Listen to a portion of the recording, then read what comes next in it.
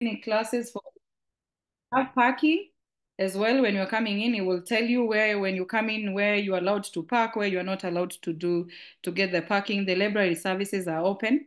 You're allowed to come in. So I think where I interact with evening student is in that aspect. And for Nairobi campus, the campus is headed by the principal, who is called Professor Bowen. So whenever you come in and you have general issues about your evening program and the postgraduate, there is an overall office which is in charge of Nairobi campus where you are hosted.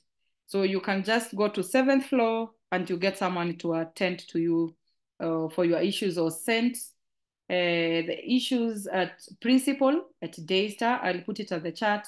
Then we will direct you to the administrator will direct you to the right office.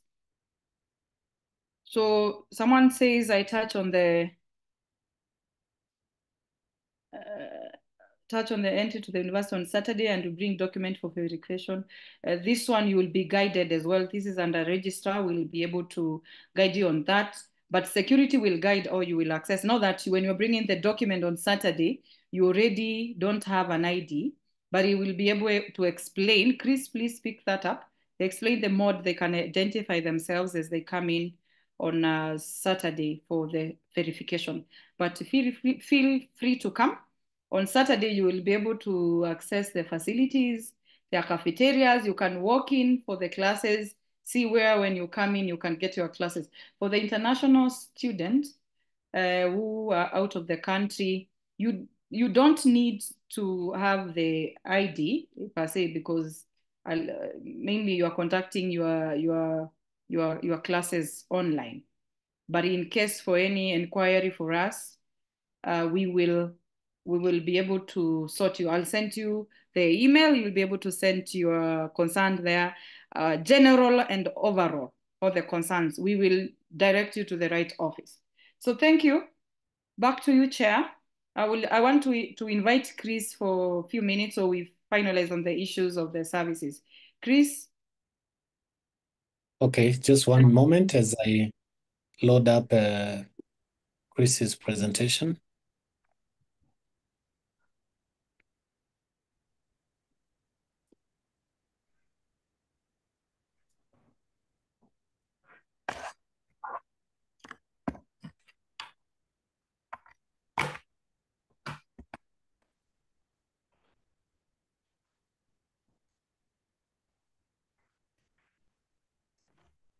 Okay, Chris, you can be starting as we mount this.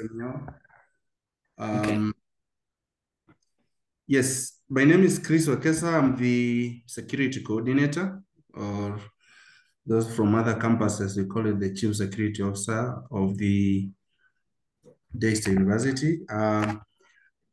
These slides are meant for the general orientation, but since this is online class, I am going to touch on very key issues that pertains to security of the postgraduate students, so that I'm able to handle the most important items. Maybe Daktari, if you can move to the next slide. Yeah, so generally this is a welcome, just to welcome you to Daystar University and assure our students that security and safety of our students is a top priority that we don't take chances with. And therefore, you've joined the best university where we take care of your own safety. Next slide, Doc. Yeah, so under security department, we deal with the following roles: ensuring safety and security, promoting a peaceful environment. Yes, I know most of the time you will be coming to Nairobi campus. You will be able to meet very good security team, which will show you around.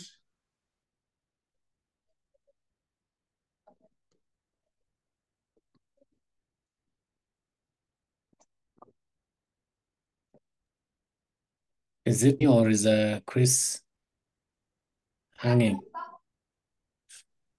Must be Chris, eh?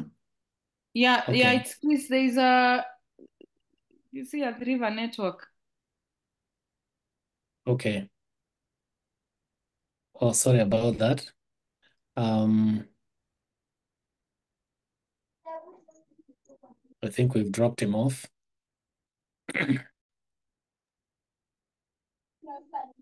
Let me I think ask him. Shadrach can continue so we don't keep the students waiting. Then I will walk to his office and let him settle.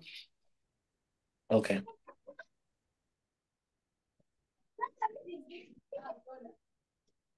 Ma'am.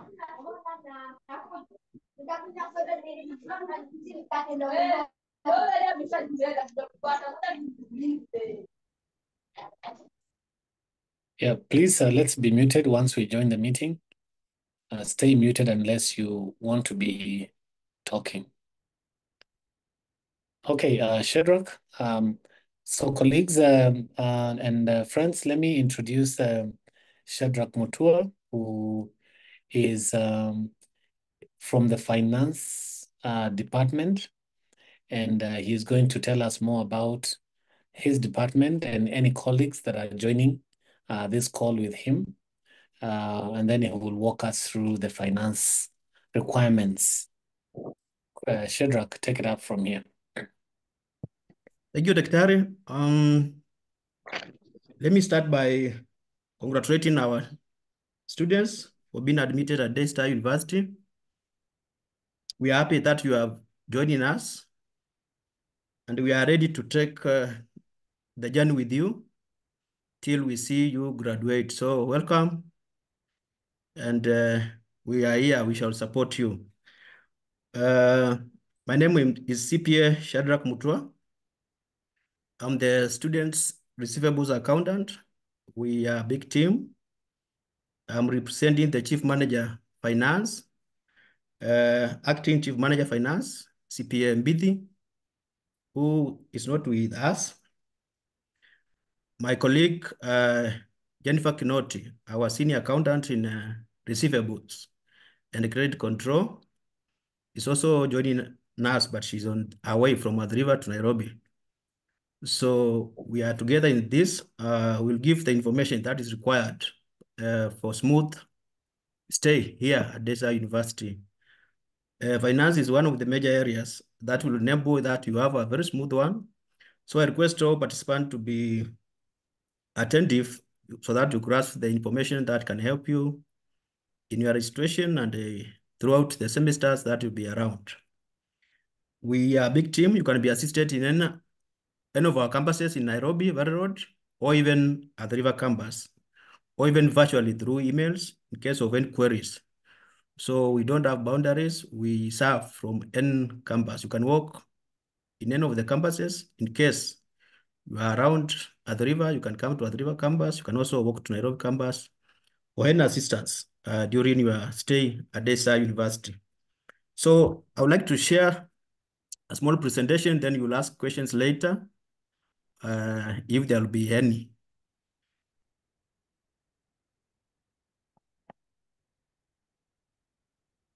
So let me begin with the registration and financial clearance because that's where you begin. The registration will occur when you pick your courses that you are going to take in the first semester. So once you pick your courses, you will be required to review the invoice, the pro forma invoice, which will show you the amount that you are required to pay. Once you pay, or if you have paid the amount, then you will be able to successfully submit the units. In that case, you will be registered for the semester. And therefore, you can view your timetable for the semester, the days and the time when you'll be attending your classes. So that will be the first thing for you to register. You pick courses, you submit, but before then you will have to have paid. And the money will have reflected on your student account. The course selection or classes selection is online. You will be given your student portal in the course of this orientation week, and you'll be trained on how to go around it. That's booking the courses, submitting. That one is planned for Thursday, so you'll get all this in our Thursday program. This will be assisted with the ICT and the registrar, university registrar staff. We have set the deadline of financial clearance to be 28th September 2024. That is when you will have the final day for registration. Even if you pay after that day, you will not be able to register. So you mark that date. Of course, registration will begin early. You will book the courses, but you will not be able to submit them if you have not paid. But we give you these few days so that you can be able to register within. If you had some financial challenges, you can clear up and register before 28th. That will be the last day of registration. And you have that time to plan your finances accordingly and clear before then. You'll ask me how, because classes will have begun and maybe you'll miss, but you are advised to pay early to avoid missing any class. So don't take advantage of this deadline, because there's also a disadvantage of you missing the classes. You need to pay early so that you join the first class of the semester, which is very important. So we have our methods of paying, the acceptable ways of making payment. One, you have a banker's check, payable to Daystar University. If you have this kind of check, you are required to bring it to us physically. You are not required to bank it anywhere. You bring it, the cash, to our cashier, who will issue you with a receipt and update your account.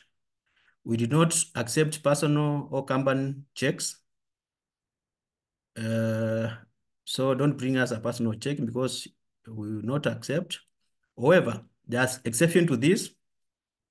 We can accept checks from finance institutions like SACCOs, or institutions like churches who support some students. So if it's a SACCO or an institution like a church, we can still pick the check. However, please note, if the check does not go through, then there will be a charge of 3,000.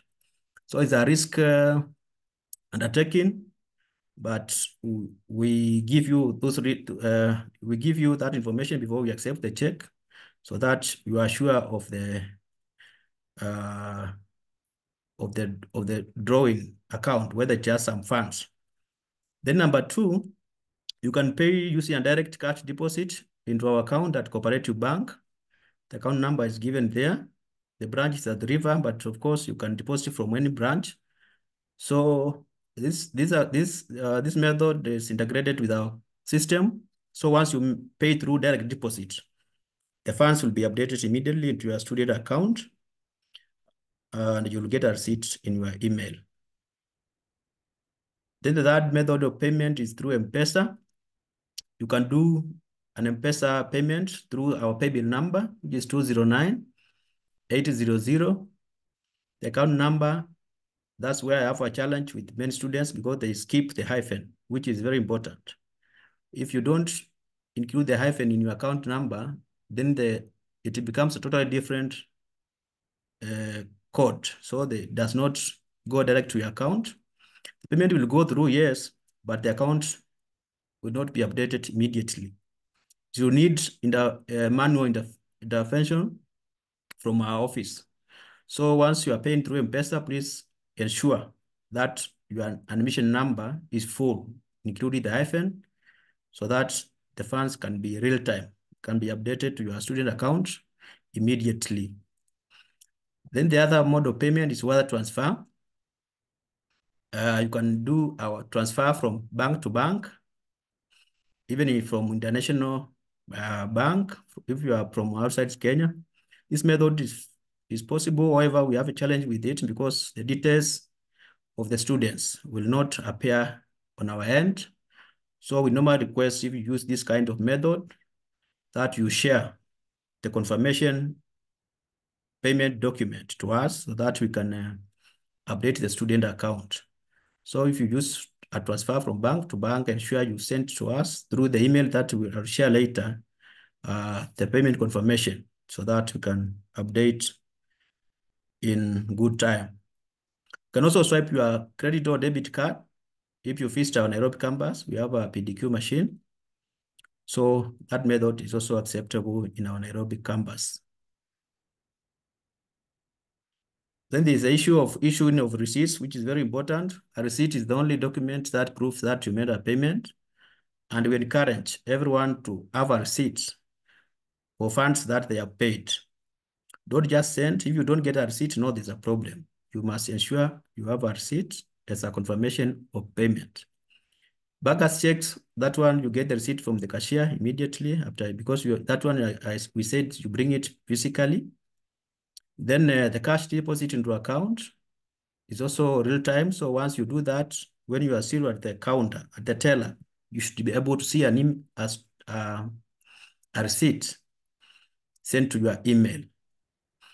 I know many of you already have receipts in their emails that they gave while applying. So the same way, although we are going to change the email now to a Daystar student email, so the same will be applying. The receipts will be coming to your student official email. You can also view this receipt from your student portal. The student portal is very important for you. I want to reiterate on this that you need to monitor your portal in the area of finance, in the area of academic, because any change in your portal should have an impact. So it's important to monitor any changes on your portal, terms of balances, and inform us so that we can change if there's any problem or advise you what might have caused the change. So your portal is very important. Kindly visit the portal and your email every day if possible and see if there's any communication that you'll be getting from us. For queries concerning finance issues, we have an email where we ask that you inquire through the email. Because you are not physically in the campus, you can reach us through the email, which is finance@daystar.ac.ke for any queries. There's someone manning that email, and if they are not able to respond, they will forward to someone who can do the same. But this shouldn't take long. Your query should be answered within a few. If it takes long, maybe an hour. So it's a good and faster way of reaching us.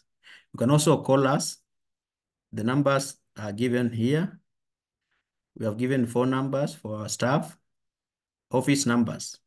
So these ones, you should only call within working hours so that someone can pick them.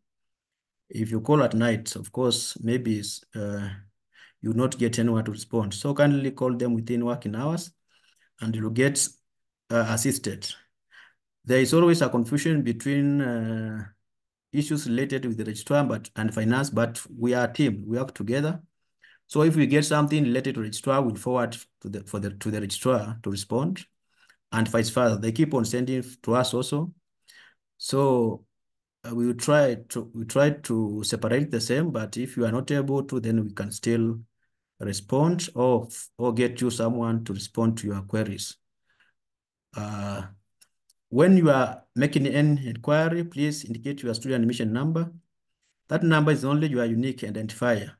The names might match with another student's name.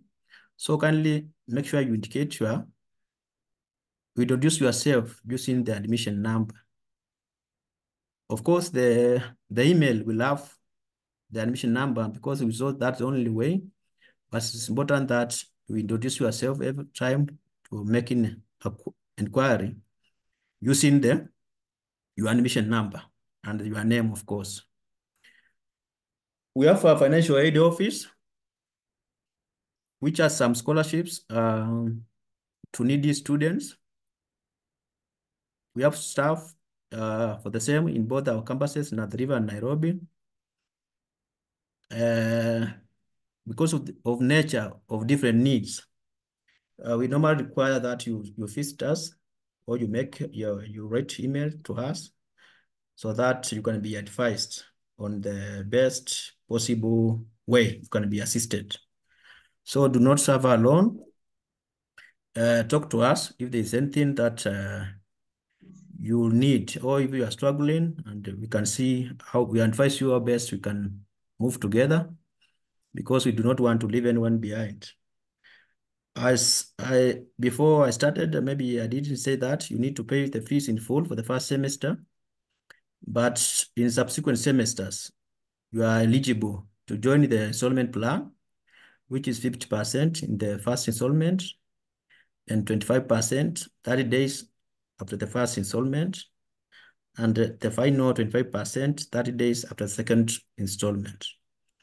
So this kind of arrangement attracts 2,000 extra, known as installment fee.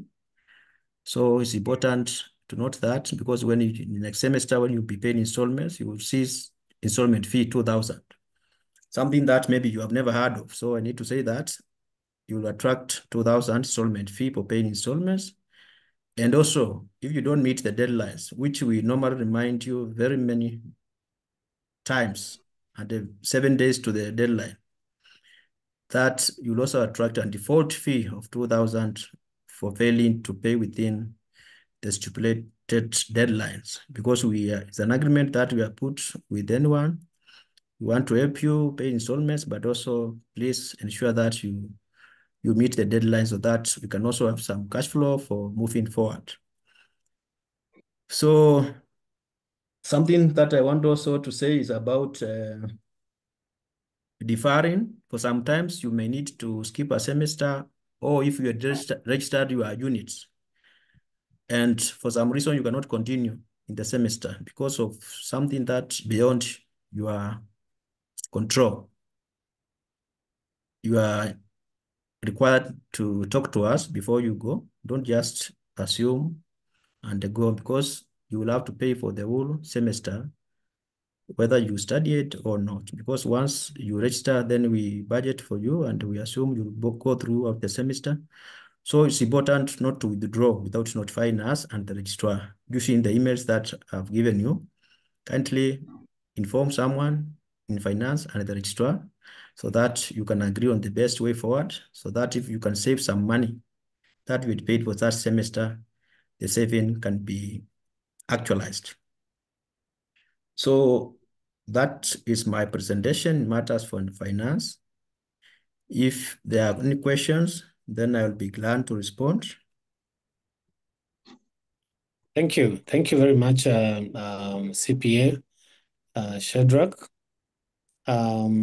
Students, it's an opportunity for you now to ask any question. You can show that by putting your hand up. But also, as we listen to the verbal questions, Shadrach, you can be looking at the chat segment to respond to some of the questions that are being tossed there already. Like, for instance, is it possible to pay installments in the first semester? I think you talked about that. There's a question on could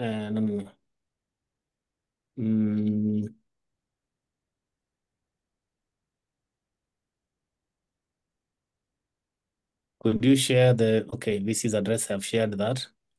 I hope you've seen the VC's address. I've shared the recording right here.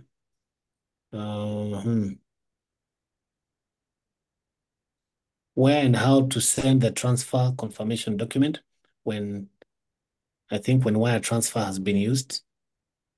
Kindly respond to those, Shadrach. Yes, I think I just respond verbally so that some people can also get to know the answer for that question. So the transfer document is sent to the email that I had given, finance@daystar.se.ke. That's where we send those confirmations.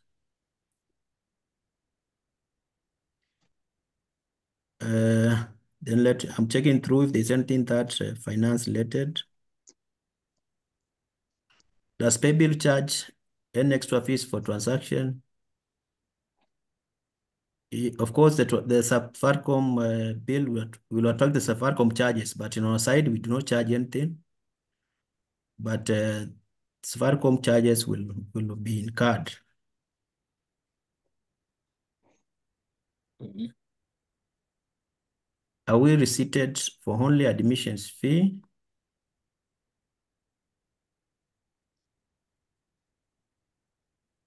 I don't know if I got the question correctly, but you must get a receipt for any payment that you make at Daystar University. You must get a receipt for any payment that is you make.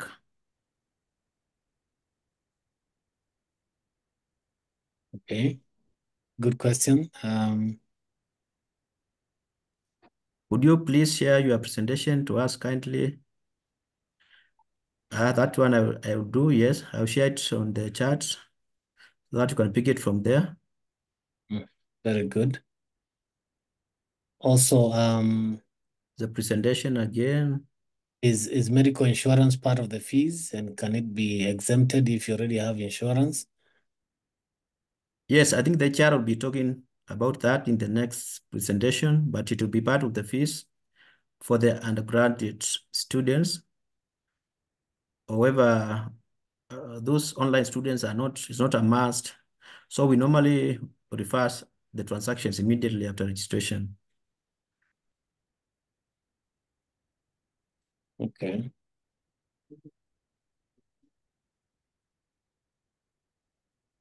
Guidelines including the issue on installments, or is there a document on website that can help us to this later? I think I talked about the installments, it's 50%, then 25%, then 25%. The invoice, normally, the pro forma invoice that I told you to preview will always show this information and the deadlines. So it's very important not to skip downloading the pro forma invoice because it shows you the plan and the amount you are required to pay.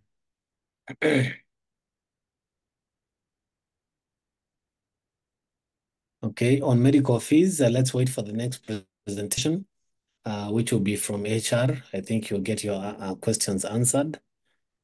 For Since we students go ahead. under scholarship, the procedures complete before registering for courses. I want to believe you are talking about scholarships that are not from within, from us. If you are sponsored by someone, maybe it's M-Pesa Foundation, for instance. So, OKCB Foundation, in that case, you need to send a letter to us and undertaking that they are sponsoring you. Of course, the best way is to have a check ready for us, but if there's a delay, we need an undertaking so that we can allow you from within to continue with classes. So that's the procedure. Please send to us. I think I will also share my personal, my email, Daystar email, my staff email. So that one you can send to me direct. I'll also share that one. I'm sharing now. So that you can also email me directly in case of such cases.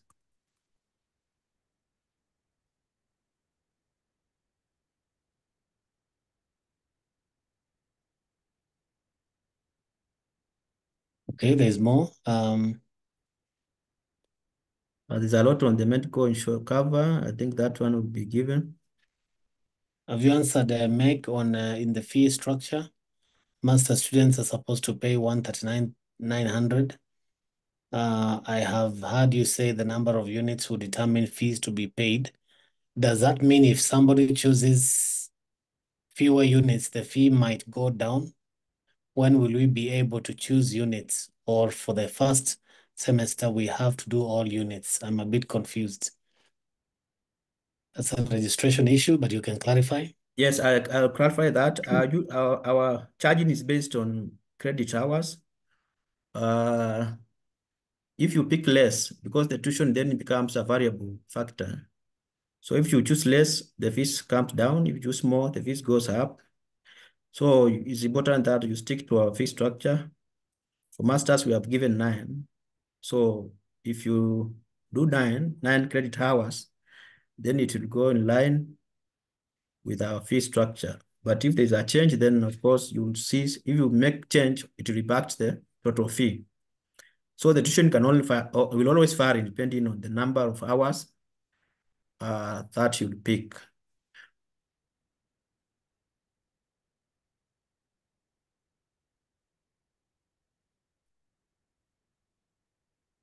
The issue of installment, I can see so many questions on installment payment. The requirement is that you pay everything now, but if we can deal with some cases personally. So if you have an issue that you are pushed to a corner, then you can always write to me. We can agree on some.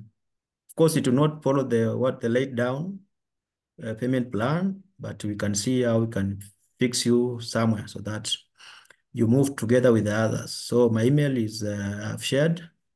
So let us talk there for those who have issues with the 100% payment. We can handle case by case depending on the situation.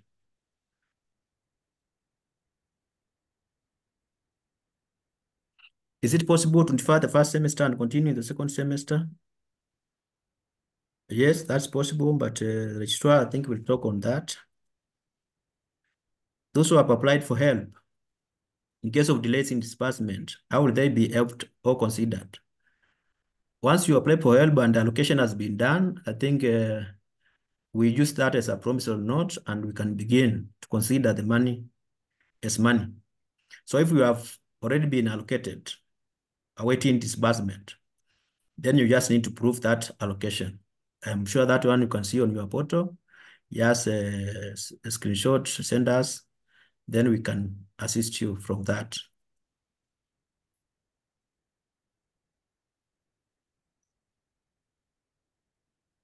Okay. Kindly clarify on the offer in the Masters in Education Leadership.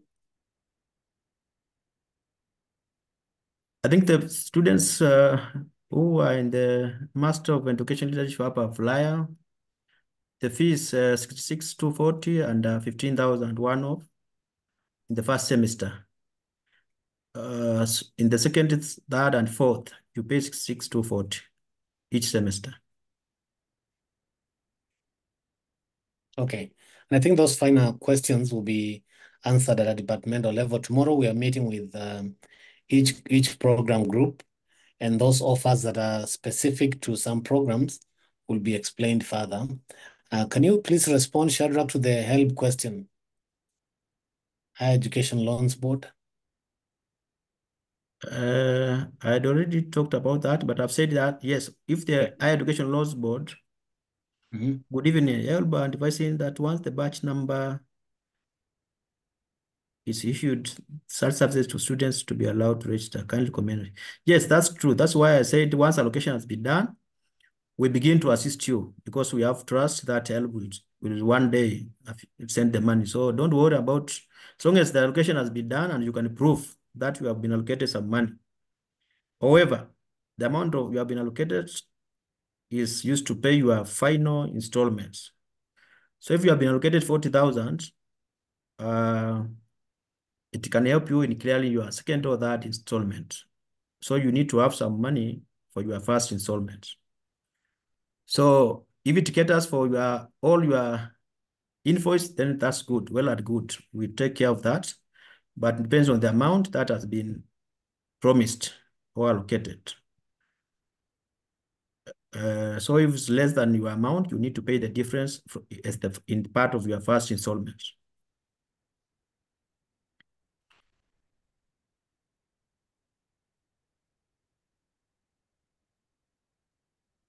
Okay. So I am trying to scan it through if there's another. I think I'm nearing the end, so I don't know if there are more. Would the university consider extension of the fee payment deadline by a month, please? A month is too low. We'll try to see if maybe we can add you 2 days, maybe to the end of semester, but I mean end of the month, September. But a month is not viable. Neville, on the question of the maximum credit hours that a master students can take, that will also be answered tomorrow at a departmental level. You get to hear that from HOD. But perhaps, Shadrach, financially, you have an answer for that? The max number of credit hours that a student can take? I think that one is normally set by the schools, so it's better answered at the school's departmental meeting. But of course, if you take more, it means more fee. That's you pay more. The invoice will bill you more for the extra hours. Yeah, but also there's a limit beyond which you can. Yes, it's not open-ended. The maximum is 12. Yeah, because of quality issues. Yes. Okay. I think Shadrach, in the interest of time, you can remain behind the scenes. Try as much as you can to respond to some of the questions, because all the questions are chat-based. You can respond to them so that we can move to the next group. We want to be able to keep time tonight. All right. That's fine. Thank you very much. Thank you, Shadrach. You can pull down your presentation. And I want to believe that you can also make it available and share as promised. Okay. So I remember we had to cut short CSO Chris Wekesa because of connectivity issues. If Chris, you can come back and finish your presentation, after which we will proceed with HR. So Chris? Yes, Doc. Yes. Thank you. My presentation this evening is very, very brief, considering that most of our online students, we don't interact with them most of the time. So I had already talked about the role of the security in Daystar University, and I think maybe you can move to the next slide, Dr. Mnyo.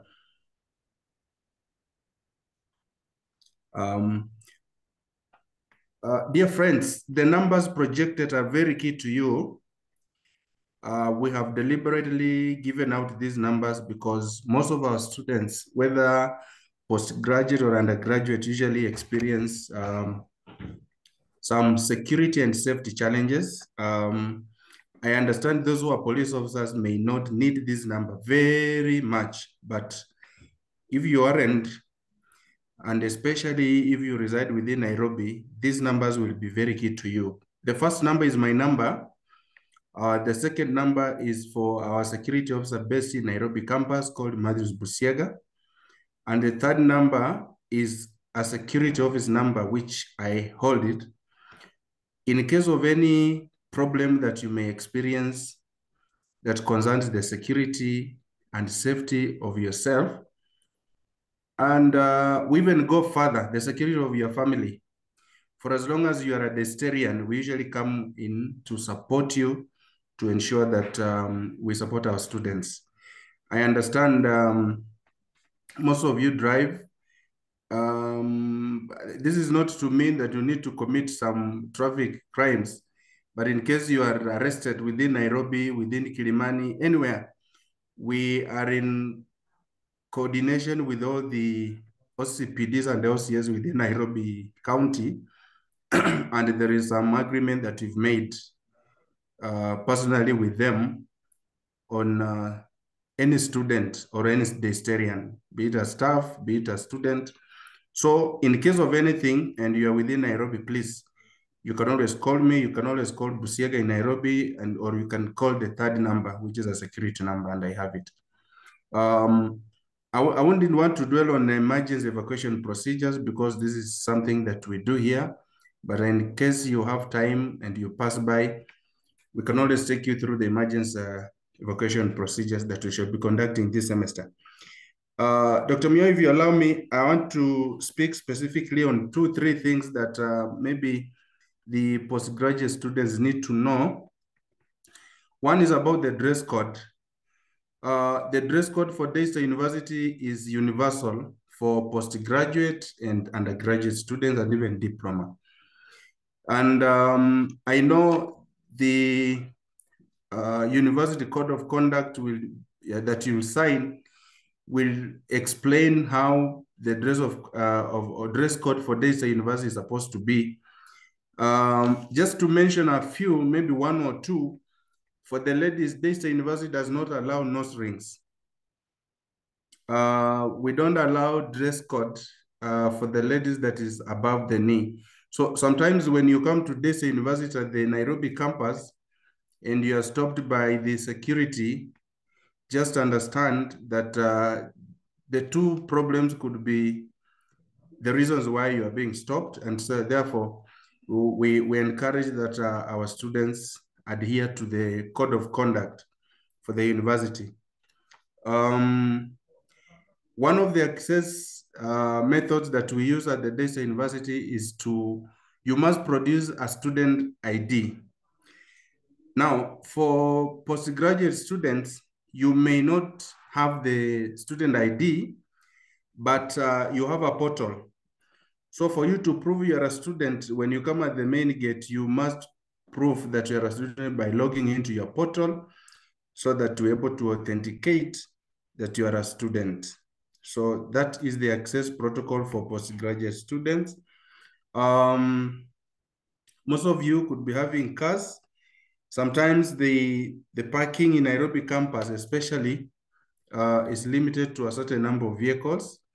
And so we encourage that when you come in, sometimes you can be directed to park at the Nairobi Baptist Church, where we have an MOU that our students and staff park there. We are going to introduce stickers this semester going forward. We're in the process of introducing online stickers, electronic stickers. So when we introduce that, I'm sure you will be communicated to, so that you're able to pick, and then you will be able to be allowed to come in. And maybe my last thing about to postgraduate students on matters security is that on Saturdays, yes, we allow students to come in, especially when you're coming to study, but you must prove that you're a student, of course, through the means that I've said. And there are some students who want to stay within the campus up to late.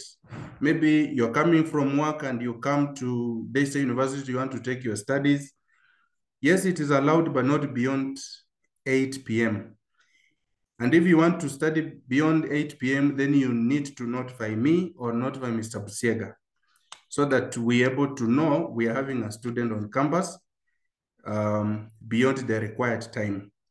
But nobody is allowed to sleep in school because you are reading for the exam. I think those are the major things about security that I wanted to share to our students as far as security and safety is concerned. I would want to welcome any questions, if any, on matter security, so that I can reply to them.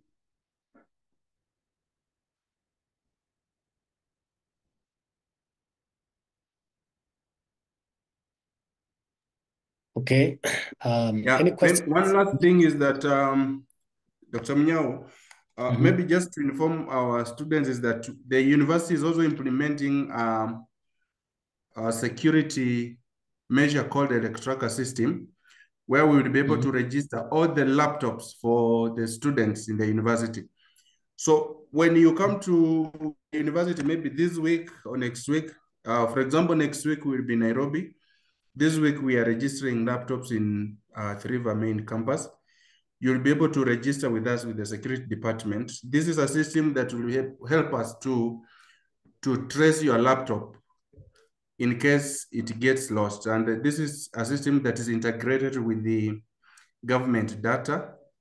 And so we are going to ensure, we just want to reduce the theft of laptops in universities.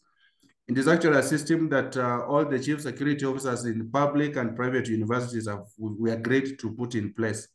So that when a laptop gets lost at Daystar and it's sold at multimedia, for example, it will be scanned and then we'll be able to get it in multimedia.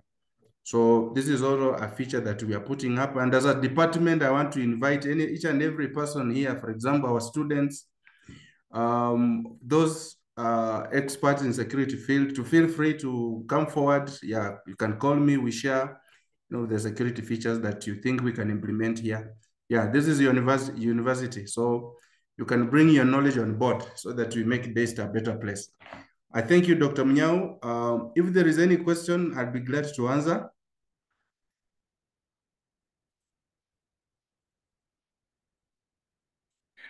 Okay. Thank you so much, CSO Chris. I think you have covered sufficient ground for our students that are mostly going to be learning online, but also part of Daystar community. So I think this is important for them to know. So Chris, you can be responding to some questions on the chat section. Like what Pauline has posted about laptops for those who will not be able to come to registration physically. So keep on answering on the chat segment.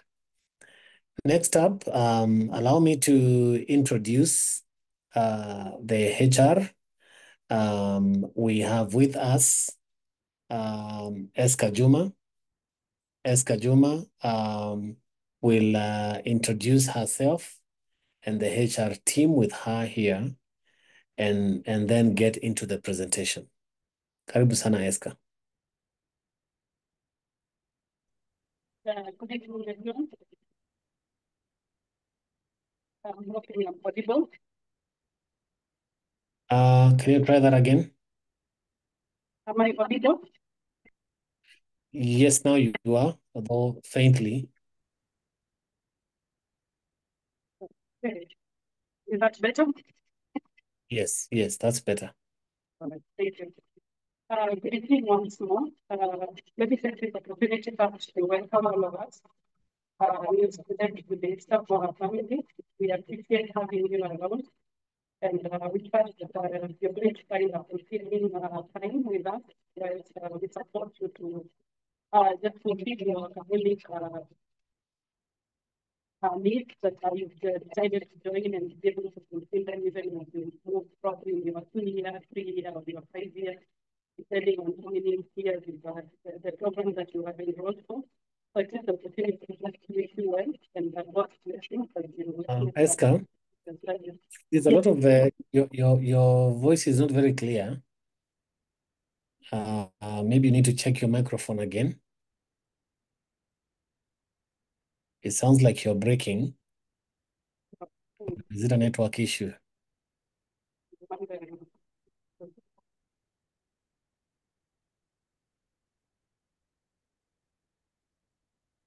From my end, I don't see anything. Mm-hmm. Yes. Okay.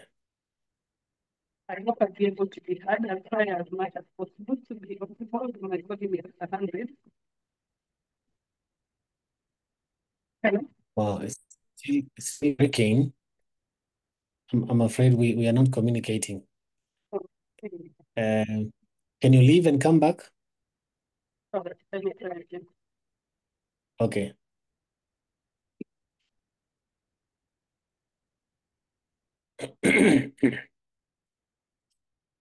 Okay. So she's going to come back to and join the call so that we can communicate better. I think it's just a microphone setting issue. And sometimes when we exit the call and come back, it improves. But she's here with her team. I would like for her still to introduce her team. In the meantime, I'll be loading HR's PowerPoint for purposes of tonight's orientation.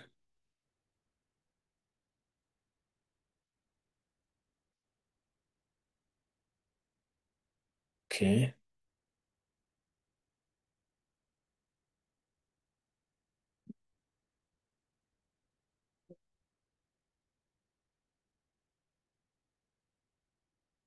Just give about a minute or two. You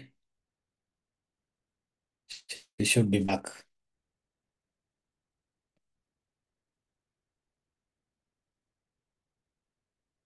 Just so that you know, these are critical departments that are addressing us tonight. We've just heard from the finance department. We've heard from the campus services management, and now it's HR. The very last group tonight will be the Directorate of Postgraduate Studies. And I believe you want to wait until you're able to hear about how to go about how this will change your studies going forward. So Eska is back. Let's try again. Good evening. You can hear me now? Yes, so that's way better. Thank Oh, you. all right. Thank you. Sorry about that. I think technology fails us here and there, but we trust we'll be able to hear each other. So my name is Eska Juma. I serve in the HR office. Our manager is Mr. Pius Muya. He's not able to join us, so we'll be standing in for him and just be able to give us the presentation on our the student medical cover. With me, I'm hoping that Kerry is here. Kerry, if you're there, you could just say hello. Hi, sorry, I'm on transit. I'm Kerry, Yes. I handle student medical. All right, thank you. Thank you, Kerry. I should mention she's on transit, so I'll do the presentation for her. So thank you very much. I think we'll go straight to the presentation on student medical. Would you want me to present Okay, thank you. Thank you, Dr.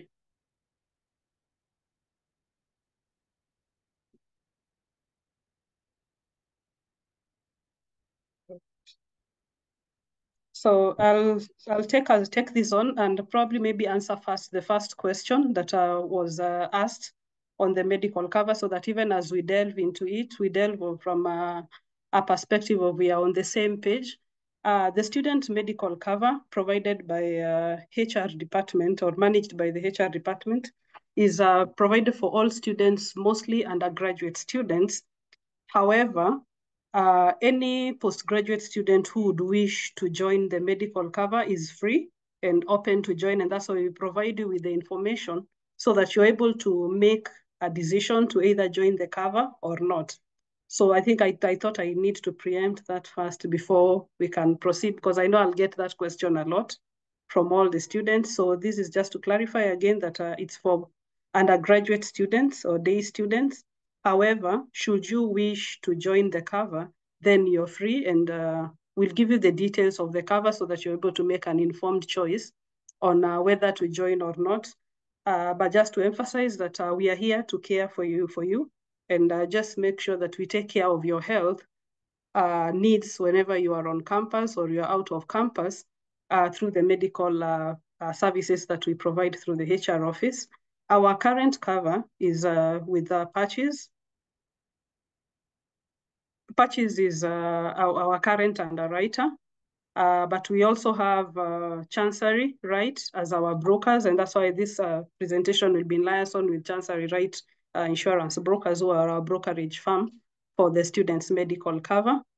I'll also need to mention that we also have a third party in the medical cover management because of our clinic services that we offer at Athi River campus.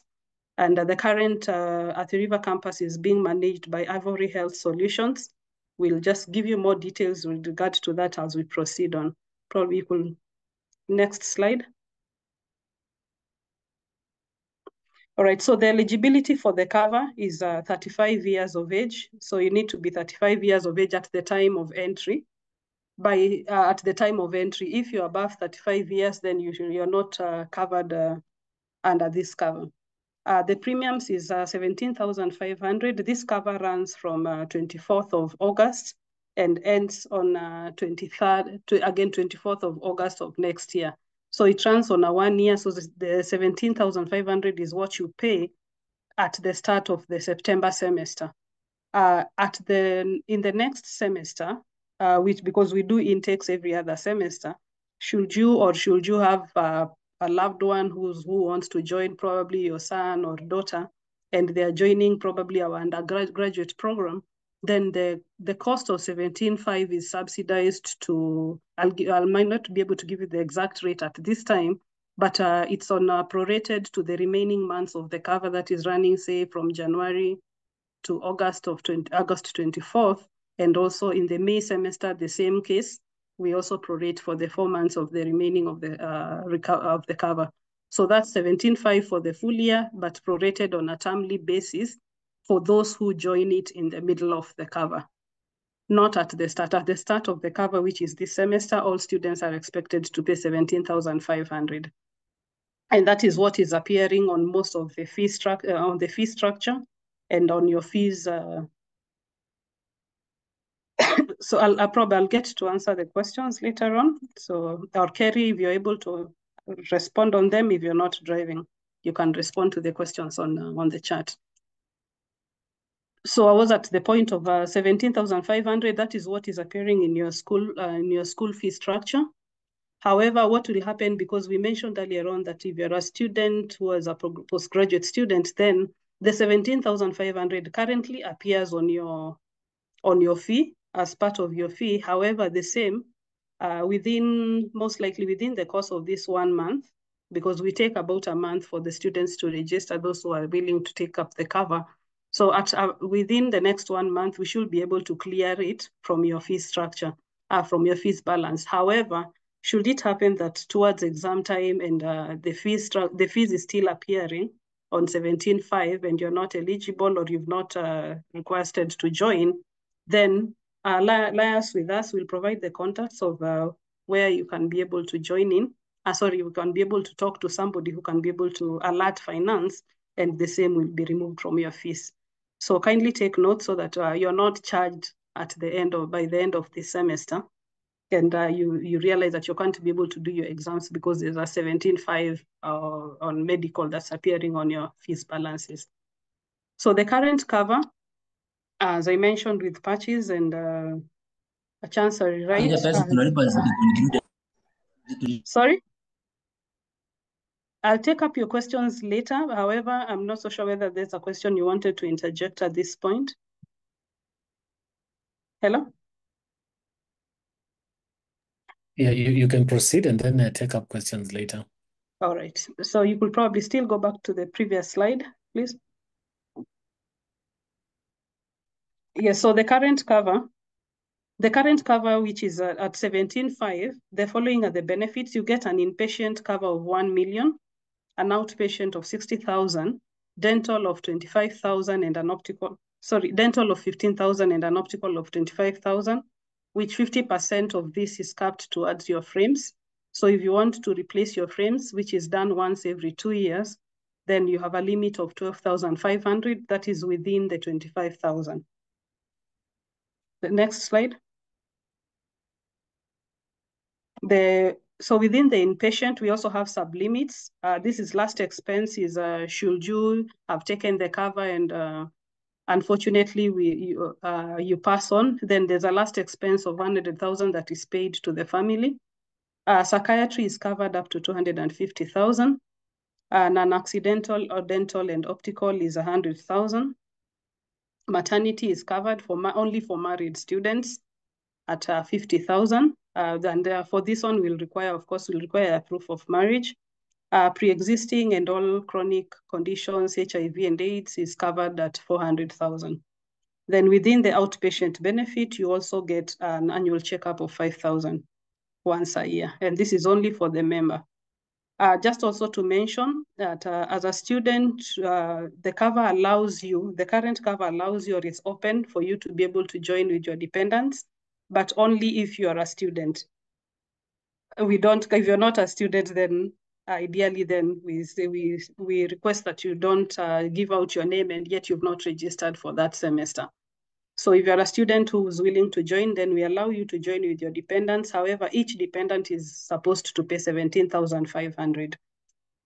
There's a process to that. So should you want to join or get your family members on board as a student whilst you're still a student, then talk to one of us whose contact will be able to give you at the end of this, so that they can be able to support you or help you on how to onboard your dependents on the cover.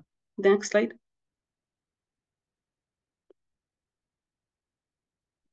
So you'll be given a medical card. This is a virtual smart card. So you'll be enrolled to be able to access your services through medical services through your mobile phone. We don't give physical cards for you to be able to access service. So you'll be enrolled through the virtual smart card. This one you need to get an app, a smart app, so that you're able to access the service. The outpatient service providers, which is under patches, approved panels, is Ivory Health Solutions. This is the one at Athi River campus. And also its branches at Corner House branch, Nairobi CBD, and I think there was 1 or 2 other branches that they offer the same solution. Then we also have Melchizedek. These are just a few. It's quite a list. So I'll just give a few of the hospitals that are available. We have Melchizedek along Gong Road, Bliss Medical, Langata Hospital, Padam, Umoja, Maria Kani Cottage Hospitals. I think there are 2 branches. And then there's all the Penda Health Medical Centers and Shalom Community Health, community hospitals, amongst many others. So the list is quite exhaustive, and it's a representation of all the counties within Kenya. So that will be provided to all the students on email, those who register for the cover, but of course for all undergraduate students, it will be provided to them. Dental is on capitation only at Executive Dental, and optical services is provided by Optica. Next slide.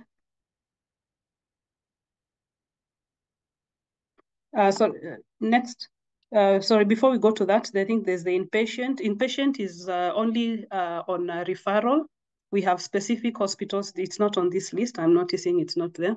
Only on referral basis. So we have specific Nairobi West Hospital. We also have Coptic, but only on referral. So you might need to either go through Ivory Health Solutions, or we get patches to get an approval for you to be able to undertake an inpatient service in any other hospital. Next one. So the next is just our contacts for Ivory Health, which is providing the Athi River campus clinic. The contacts are there should you require urgent service, and none of us, but most importantly, of course, we mentioned that our main contact persons are the Daystar staff within the HR office in liaison with Jane Gikonyo of Chancery, right, to be able to offer you quicker service. But you'll do be at Athi River and you need services, then you can contact the 2 ladies at the reception, and one of them is a nurse. They can be able to help you. For Nairobi campus, should you be there and you're having an issue with your health, we have a clinic, a small emergency room, not really a clinic, an emergency room that we operate within the Nairobi campus. It's situated at, I think it's the old admin block. Catherine Kamau is our nurse who will be there on standby just to be able to support. You can take the contacts because, again, emergencies are not known. They are not planned for. So should you have an emergency, we have a small emergency room in Nairobi campus that can support you for your health needs, urgent or emergency health needs. We also have a student email address that you can liaise with us on, so that you're able to get the services that are required. Write to us on student.medical@daystar.ac.ke. I think that will be the end of my presentation. Should there be any question, maybe somebody can shoot that has not been responded to on email. I think Kerry has been trying to respond to some of them.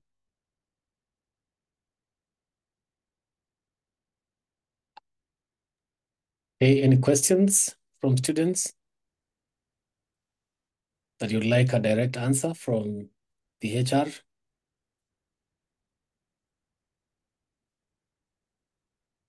Yes, Caroline.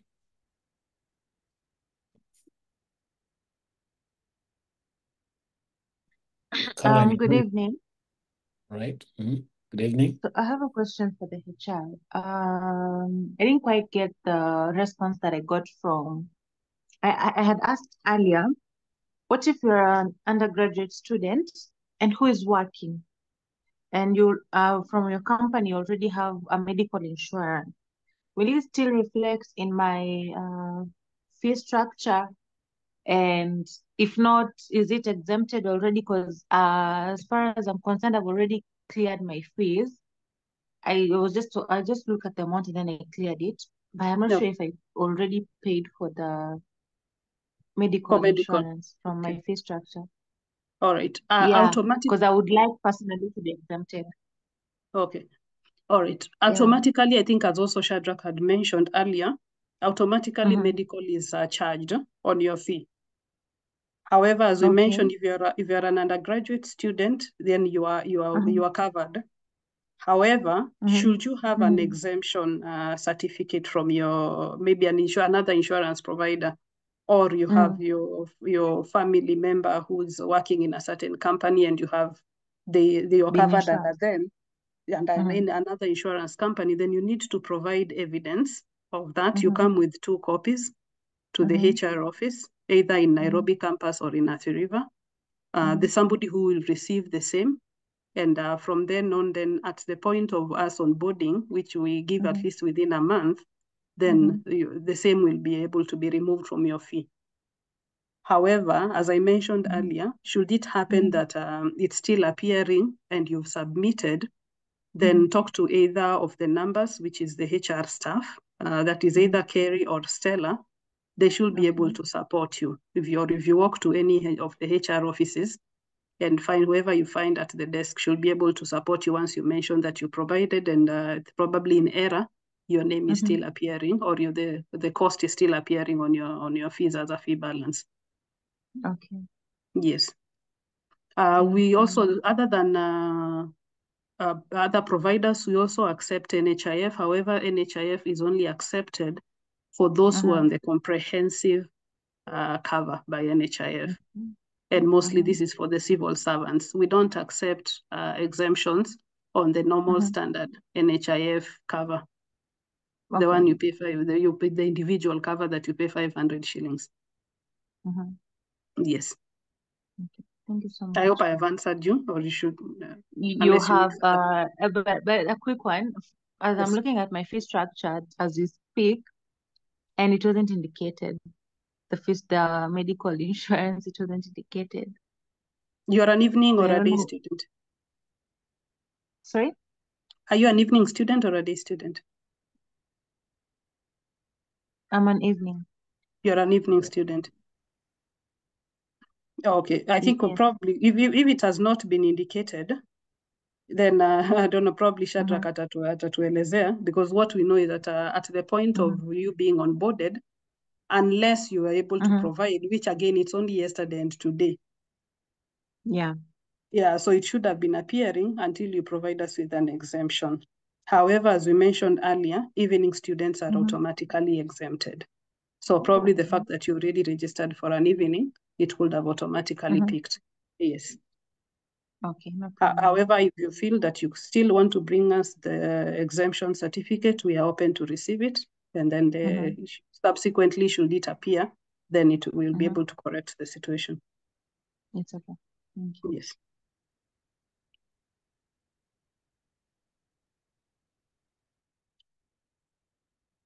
Any other question? Any other questions?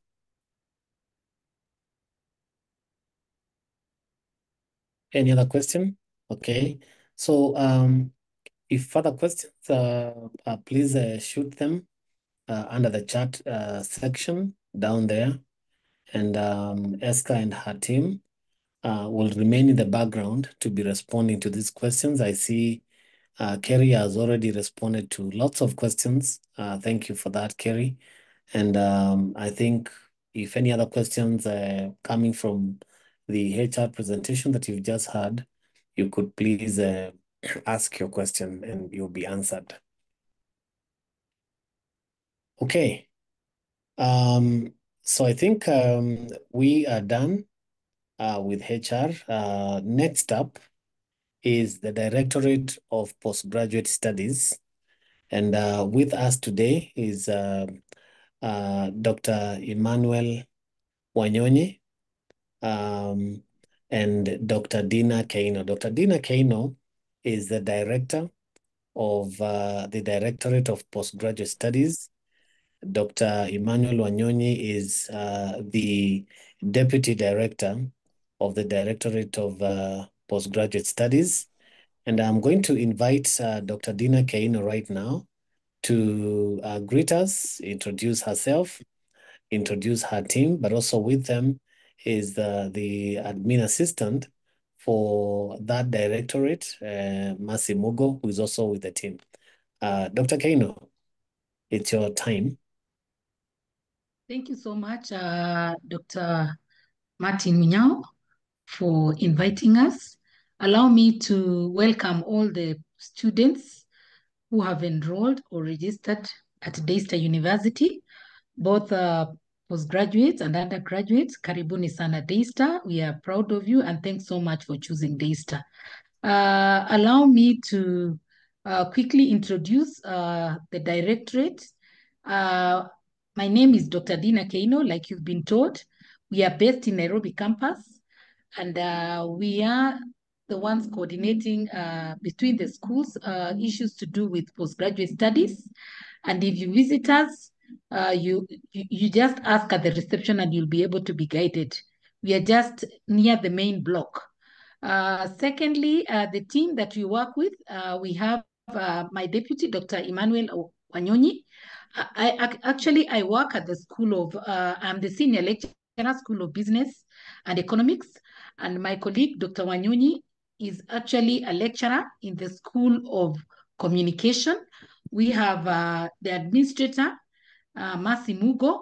So the three of us, we work at the directorate. However, we have Ruth Okello, who also assists in terms of clearing students through Isaac Ethical Review. We also have Moses Wafula, who assists students in thesis management system, and I think he had excused himself. So if you visit us in our office, you'll be able to meet Ruth, Matthew, and Dr. Wanyonyi and myself. So allow me just to request Mercy and Ruth to say hi, and then we will proceed. Karibu, Mercy. Good evening, all. You're welcome to Daystar. My name is Mercy Mugo, Administrator, Postgraduate Studies. Thank you. Thank you, Mercy. Yes, Ruth? Good evening, everyone. A very warm welcome to Daystar. My name is Ruth, Administrator Isaac. Thank you so much, Ruth. As I finalize, because I'd like to leave Dr. Wanyonyi to do the presentation on behalf of the directorates, I'd like to once again say that at the directorate, we are committed in assisting you to realize your dreams in education. And we encourage you to familiarize yourself with the existing academic policies and to make use of facilities and services available in advance, even as you continue. We have a Telegram for all postgraduates in Daystar. So Mercy and Ruth will be sharing so that in case you have any challenges, please share with us. We'll also share our email address and we will share the links for all the schools in Daystar. So if you had not joined yesterday, you can still join your group. So we will be sharing the links to your schools. We'll also be sharing one Telegram group for all postgraduate students, the link to the Telegram. So if you are in that Telegram, you can post even during orientation in case you have any challenges touching on any department. We are there for you. We will assist, we will link you up with the various offices, whether it is finance, whether it is HR, whether it is the school you're having challenges with, we'll be able to sort you out. So please ensure that you join the Telegram and you take our email address so that you're able to write to us and we'll be sorting you out immediately. So we are the link between all the departments, including the library. So allow me to invite my colleague, Dr. Emmanuel Wanyonyi, to take you through. Karibu sana, Daktari. All right, thank you very much. I hope you all can hear me very well. Thank you, Dr. Keino, for introducing the directorate. I want to say that the Directorate of Postgraduate Studies is the home of all postgraduate students. You all are going to belong to different schools, but this is where we all congregate because there are very many activities that we engage in and we would like our postgraduate students to engage in going forward. So I just wanted to make it very clear, as our director has mentioned, that we are the link between the schools, the university, and other departments, particularly when it comes to postgraduate students. So we're very honored and privileged to have you. I think you've made a very important choice to join Daystar University at a time such as this, where our university is uniquely placed to be one of the leading universities in East and Central Africa when it comes to postgraduate research. We intend to be a very research-driven university, and based on the students that have passed through Daystar University, we have a very strong portfolio in terms of how we engage with our postgraduate students.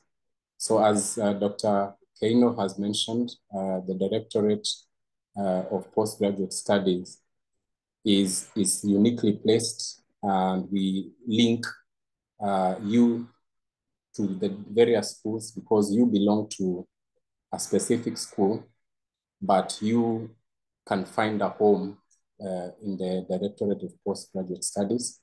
And I'm going to take you through some of the processes and the activities that we engage in. More important, the overall goal of the postgraduate studies is to be able to manage the different academic programs in different schools so that in the end, we can be very sure that we're releasing to the world students who are Christ-centered and ready to transform the society.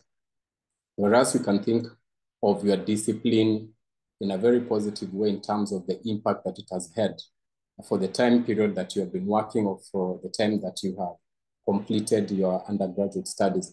I think that undertaking a postgraduate degree is very important, particularly when it comes to transforming the society.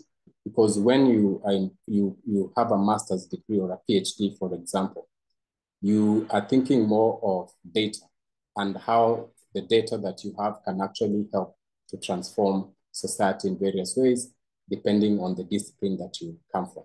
So apart from just going through the rigor of postgraduate research, we're also very important in line with what our university stands for, to churn out students who are Christ-centered professionals who can transform our society. And we know that our society is faced with very many challenges, political, social, environmental. And the best way to be able to respond to these challenges is when you're looking at all these challenges through the lens of Christianity. But it doesn't mean that we are not going to consider people from other faiths, because Daystar University, as you heard yesterday, is an interdenominational university. And we really do welcome you to be able to engage in all the kinds of activities that we have. Dr. Keino has introduced the staff that are working in this directorate, and so I don't have to repeat that.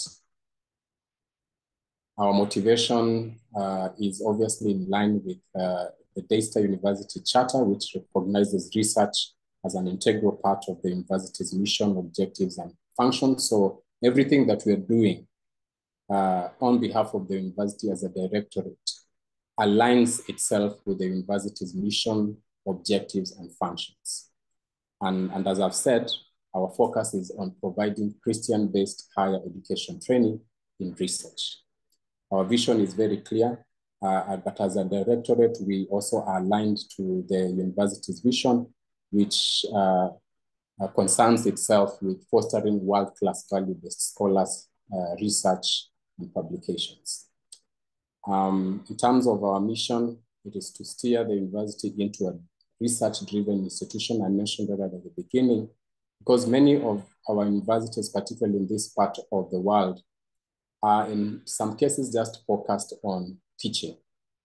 And we also forget that research plays a critical role in addressing some of the challenges that we are facing.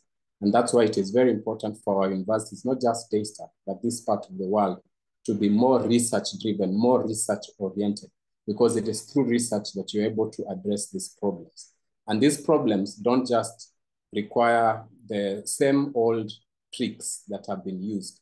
For me, I believe that the best way to solve problems is to be data-driven. And therefore, through our university, we are going to be empowered to be able to understand how data can actually inform the choices that we make at our community level, at our national level, and at a continental level. Our core values are integrity, servant leadership, innovation is very critical, even for postgraduate studies. We would want a situation where as a researcher, as a postgraduate researcher, as a master's researcher, or as a PhD researcher, for you also to think about innovation and how that can be embedded in everything that you do.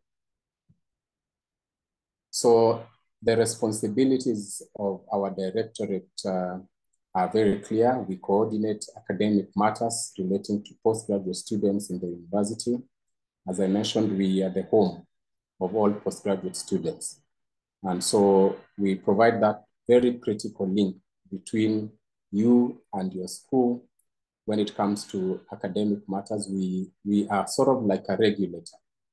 Our job is to ensure that the various schools that we have in the university do what they say that they need to do. And that is based on university policy and Commission for University Education.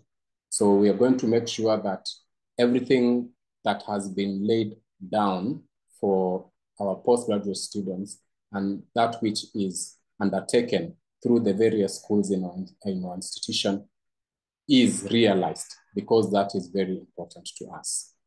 We also support graduate students, and I like that they use the deliberate use of the word friendly, because again, I need to say that whereas our schools will engage you intellectually, you're going to have to deal with the hard matter of what your program entails.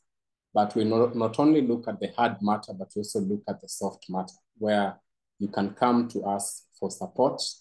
In case you're going through any challenges as an individual, whatever those challenges may be, we are going to be there for you, because that's very, very important. So we want to make this journey to be as smooth as it possibly can be, because we know, again, in this part of the world, sometimes postgraduate studies is made to look like such a difficult thing, and that you have to suffer to be able to achieve your objectives. Whereas that can happen, I think it's very important for you to have a shoulder upon which you can lean. And we are going to provide that shoulder for you to lean on as a directorate. We also work closely with schools, departments. We collaborate with, for example, library services to offer training. We also collaborate with schools to offer different trainings related to academic research. And because you just joined, we will not take you on to all the rigor that involves, but as time goes by, every semester, we usually have many training sessions to help you plug into the different programs that we have in our university, but more importantly, to be able to enhance your skills as a researcher, as a master's researcher, or as a PhD researcher. And by the way, we're very deliberate on this. We don't see you as a master's student. We see you as a master's researcher. You are not a PhD student. You are a PhD researcher, because you're conducting research either at master's level or PhD level. So the more you see yourself as a researcher rather than a student, the better for you. So that you're not just going through coursework to finish, to get a certificate and move on. I don't think you would have done yourself great service if you exited this university and you really do not even understand the research process, as it were. So it's very critical, and our job as a director is to make sure that you understand the research process, which we realize is not just going to be achieved within your schools, within your classrooms, but we need to have other programs that run parallel to what is going on in the schools to be able to support that very important aspect of your research journey. And we also provide oversight. And at this point, I need to mention that our directorate coordinates all matters related to the PhD or master's research when it comes to writing your thesis if you're a master's student, or dissertation if you're a PhD student. Ideally, what happens is once you're ready, you finished your coursework, the next part would be to develop your proposal. So you're going to have supervisors that are going to be appointed to help you work on your proposal. And then after you've finished and it has been approved by your supervisors, you are going to have to defend that work, either your thesis or dissertation. And that means that you're going to invite examiners who are going to look at that work critically. And it's very clear, and this is according to the policy that governs all universities from the Commission of University Education, to have 3 examiners. So for a master's or a PhD student, you need to have 3 examiners to look at your proposal or even final thesis or dissertation. 2 internal supervisors and 1 external supervisor. And that's where we come in as a directorate. So the director is the one who is going to engage the examiners at every level of examination that is required for master's and PhD.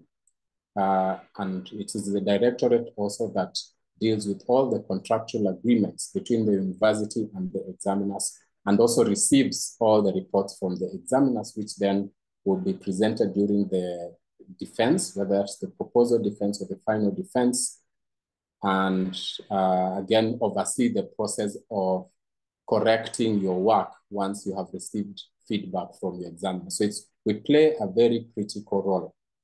I'm not sure how many PhD students we have here, because I'm aware many schools at Daystar admit PhD students in the January trimester. But in case we have 1 or 2 PhD students here, important to mention that for PhD students, you're going to have to do a public defense of your work. So that means that you're going to have to be present, and you're going to be presenting your research findings to a group of individuals in the wider academic community, and we also invite members of the public to be part of that process. And so there are many activities that are going to lead up to that point. And that's why we come in as the directorate to help oversight the work that is done in your thesis and dissertation. Then it's also important for me to emphasize the fact that, and you can look at statistics that can help galvanize this point that I want to put forward.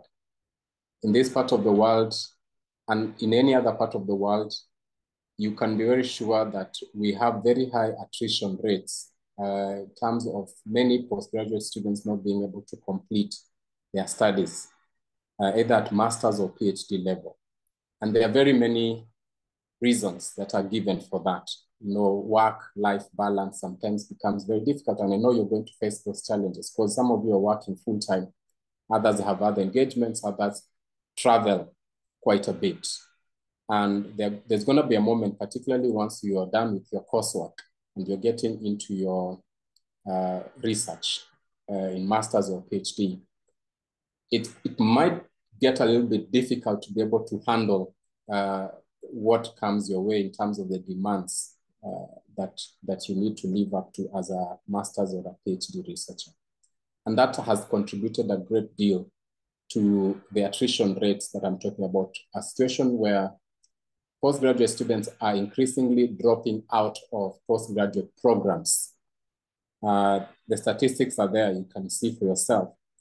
And because we are alive to that fact, we would want to ensure that everyone who has registered to do their postgraduate studies at Daystar completes. Number one, just to complete your studies. And then secondly, to complete your studies on time. what will that take? It will take proper coordination, from the schools to the directorate and to the other departments within the university. And so we're very deliberate in that regard as a directorate to make sure we monitor the progress of our postgraduate students so that you actually are able to finish your studies in 2 years, if that's what it means, or in 18 months, as the VC mentioned a day or two ago. And is that possible? Yes, it's possible. But we will also need clear strategies to help you achieve that. And that's why the directorate exists. So we don't just sit back and wait to clear you. We also follow up. We go to your schools. We get progress reports. We want to find out whether you are making progress. And we have very clear monitoring and evaluation strategies that we put in place to make sure that you make progress. So I want it to come out very clearly from our directorate that we are very deliberate and we are going to follow up to make sure that you make the progress that you need to make. Obviously, it's not as easy as I'm saying it is.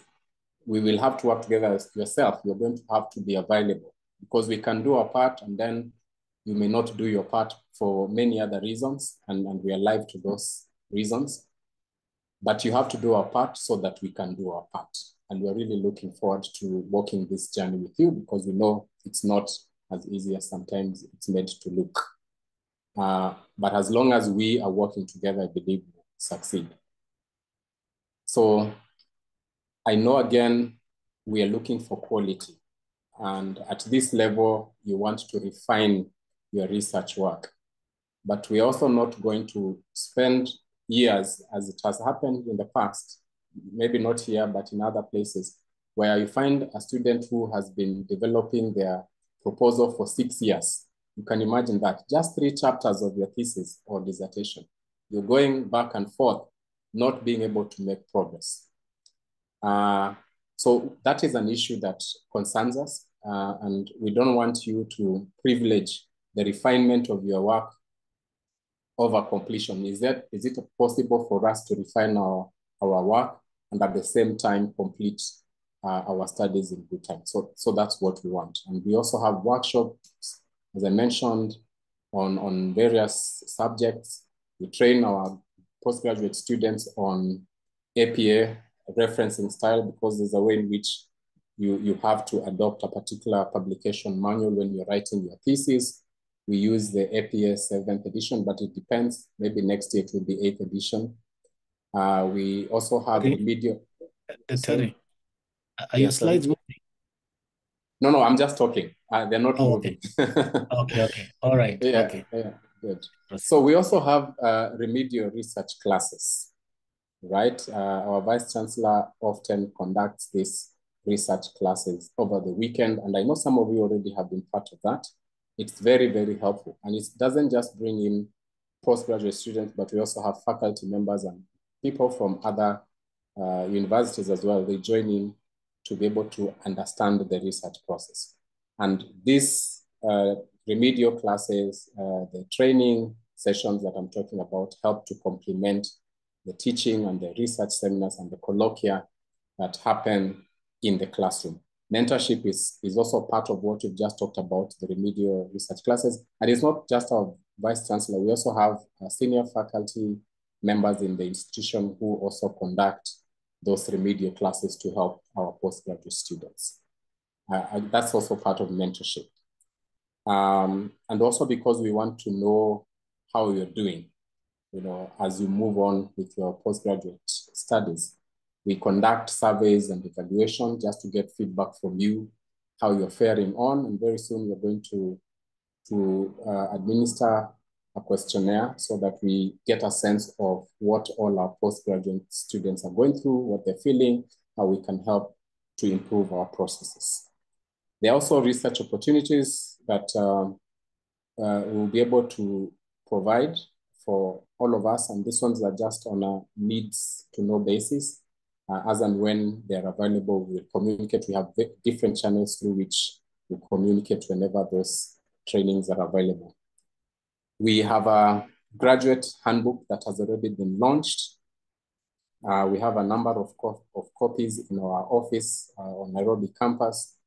I believe that most of you here should be able to get a copy of your handbook.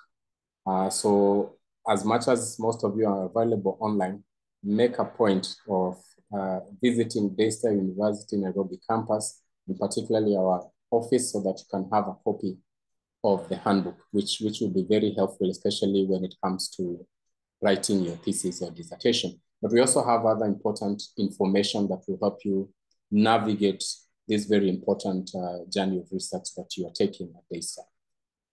For PhD students, they're required to also publish 2 journal articles, or if it's a journal article and a book chapter, but you need 2 publications.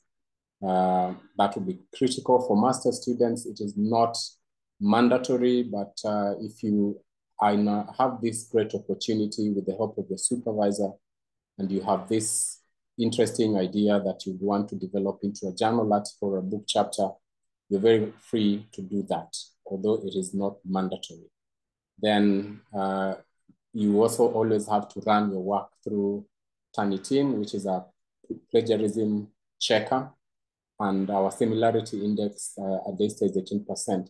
Now, I'm not going to go into all those details because you haven't reached the thesis writing stage yet, but it's just important for you to know. Important also for you to know that you have to perform well, progressively. You're going to undertake coursework. We have coursework for masters and PhD. So the GPA, which I'm sure you have that conversation as time goes by, per semester that you should maintain is 2.75, which is equivalent to a B- in every course that you undertake. And if in case you get below 2.75, you are most likely going to repeat that unit. And for PhD, it is a question of maintaining a GPA of about 3.0 and above. So you have to make sure that you do well in your studies so that you don't have a low GPA. If you have a low GPA of 2.7 and below, most likely you're going to be getting a probation letter, and you're going to be served with a maximum of 3 probation letters. If you get the 4th probation letter, I think maybe we should mute our microphones. Sorry, just mute, please.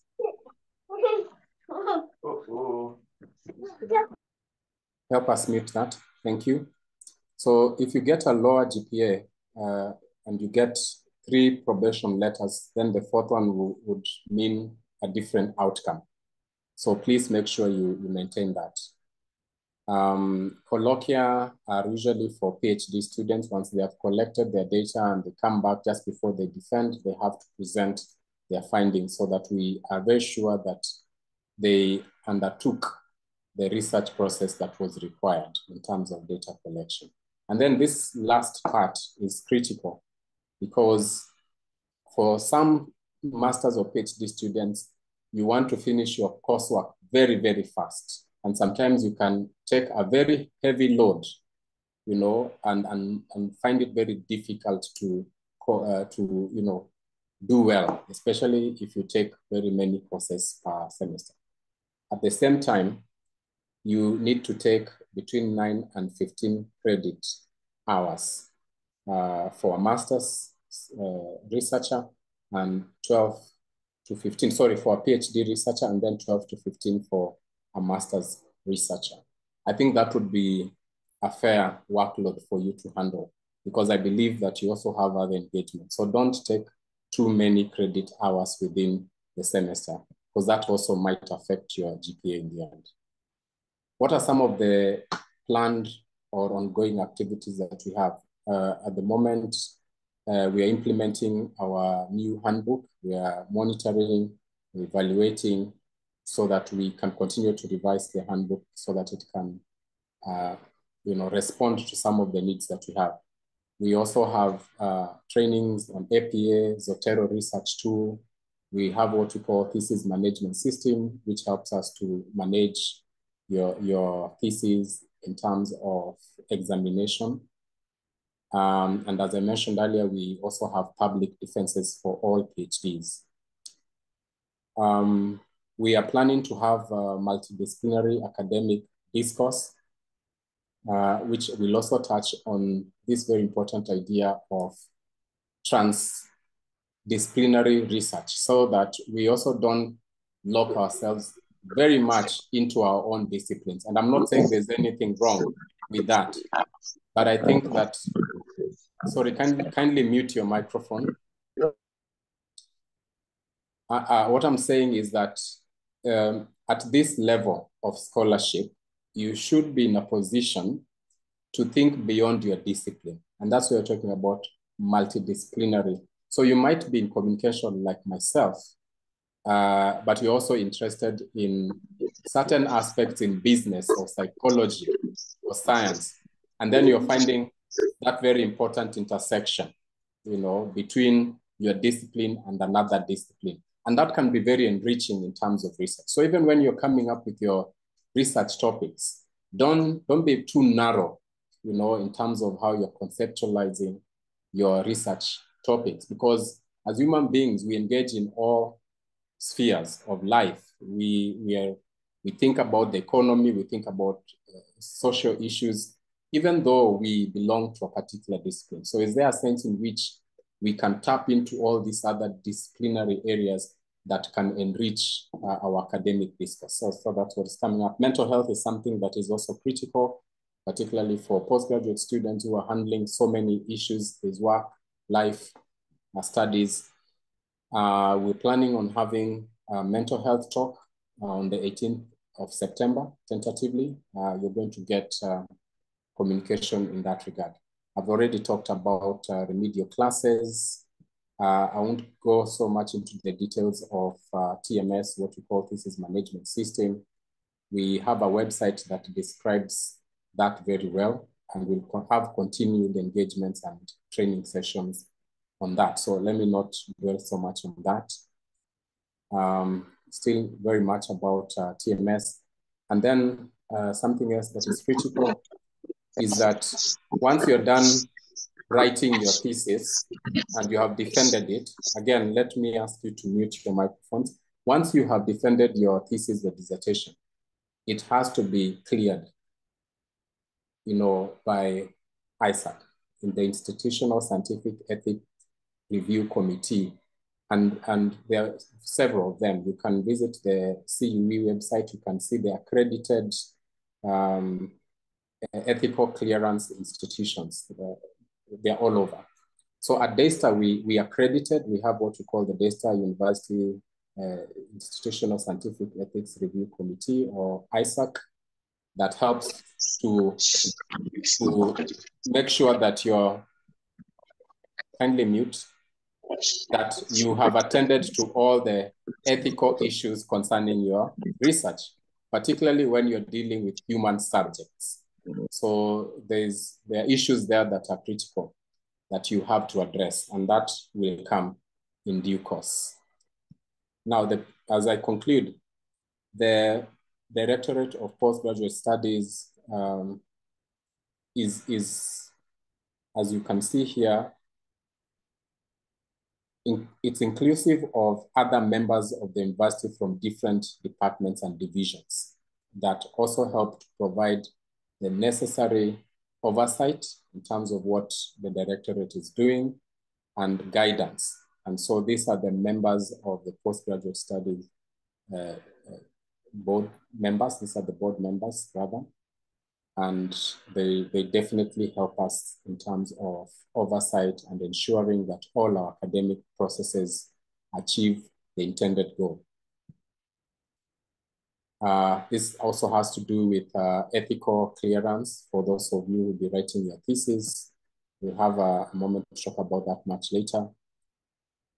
We have a website, so you can visit our website via the Daystar website. We have a page there, and you can see all the guidelines related to TMS, ISAC, and NACOSTI.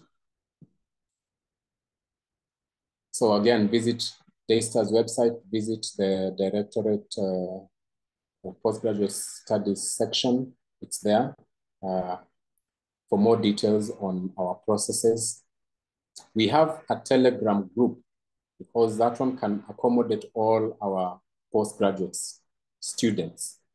And so Mercy, our administrator, will share the link to that Telegram group that we have created for all of us. But I know that you are also going to be in the various WhatsApp groups in your school.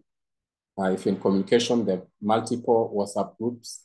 If in in psychology, in business, we also have links that I think have already been provided. So you should be able to join that. But we highly encourage you to join the Telegram group because that's our home. All postgraduate students are well represented in that group. So for any guidance and support that you may require, you can also email us, postgraduatestudies@daystar.ac.ke. And we want to thank everyone who has chosen to study at Daystar University. We're very privileged to have you, and we're looking forward to working with you this very important journey. And I know that there are a few questions. I can already see Sabella's hand is up. You can be able to take those questions, but thank you everyone, and God bless you. Thank you. Thank you very much, Dr. Wanyonyi. Let's take questions as they come. One, we have Sabella's question. We can take that first. If you have any question that needs to be responded to right away, please put up your hand. We should be able to spot you and call you. If you're not in a position to speak, you can also write on the chat segment. And I think the directorate is here. They should be able to respond as quick as possible. Sabella, unmute yourself. Hi, I just wanted to confirm on the credit hours. For someone like me who has a hectic job, taking 12 credit hours is a bit too hectic for me. So I was asking, can't master students also do like 9 to 15? Because I feel like 9 credit hours would be easier for me, not to have a bulk load of things to do. Because juggling work and 12 credit hours is too hectic for me. All right, okay. Oh, that's just, thank you for your question, Sabella. I think that is just meant to help you know the range of the credit hours that you're going to take. I think if you feel that you can only handle 9 credit hours in a semester, that's still okay. It's not cast in stone that all of you, or we have not standardized it so that we're saying all of you must take X number of credit hours per semester, but the recommended ones would be between 9 and 15. 15, I think, for master students. There are those students who, in some cases, are dedicating all their time and energies to the master's studies. So in that case, they have that leverage. They can be able to take more credit hours. But depending on your schedule, from time to time, which might actually vary. It's not that every semester you're going to be very busy. There's going to be a semester where maybe you're going to have a lighter schedule. You can take a maximum load. In a semester where you feel that you cannot be able to handle all that, then you can take the minimum load. It's just that if you take fewer credit hours, you're not maybe going to graduate in 2 years as is intended. But it's also very much understandable in that regard.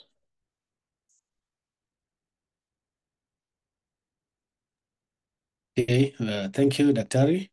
Very good question. Any other question? Yes, Josephine.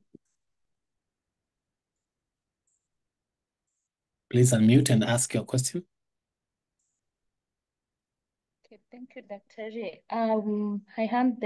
I wanted to inquire about the maximum semesters that one might need to complete the coursework in case I'm taking the maximum credit hours, like 12 credit hours per per semester? How long or how many semesters will I need to complete the coursework? Thank you. All right. That's a good question. First of all, I'm sure you know that we run a trimester model at Daystar, a trimester model. That means that we are on every semester from January all the way to December. So if, for example, you're taking a maximum load of 15 credit hours, and I think for many master's programs, it's a maximum of 60 credit hours. So when you do the math, ideally, it should take you, if you're taking 15 hours, it should, and by then the 60 is inclusive of your thesis, which is, I think, 6 hours, if I'm not wrong, for master's. And for PhD, it's 21, or in some cases between 18 and 21 credit hours.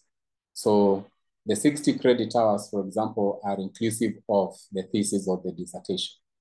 So if you do the math and you're taking, let's say, a maximum of 15 credit hours per semester, so by the end of the semester, by the end of the year rather, you will actually have almost finished your coursework in 1 year.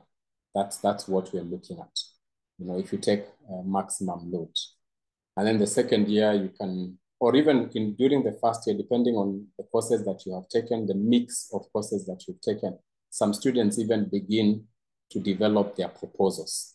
You know, after maybe a semester or two, they have an idea that they would like to share with their lecturers in the classroom who are taking them through, for example, research courses. So you want to bounce your idea off of your lecturer, and you can even start developing your concept paper or even your proposal, zero draft as they call it. And then by the time you're finishing your coursework, by the end of year 1, you already have some sort of a draft, which then you're refining in the second year. So with the trimester model, you can complete your coursework within the shortest time possible if you especially take a maximum load.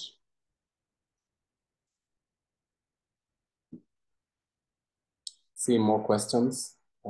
Let's go to Mr. Lagani. I hope I've responded to that question sufficiently though. Yeah, So, you have. Thank you. Okay. Mr. Lagani.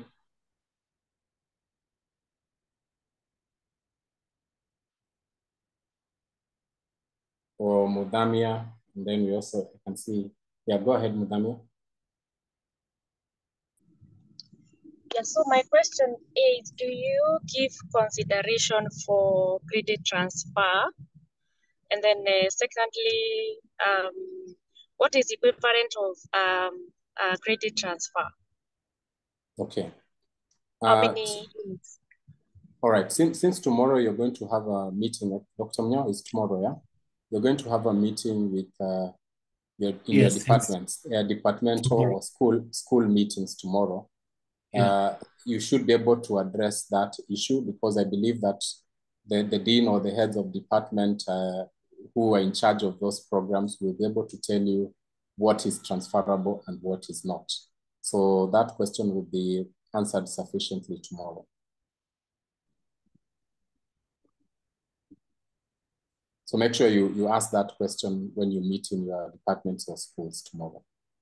Although PhD and masters are rarely exempted, or we don't have credit hours for PhD and masters unless you are Daystarian, then you will get some units.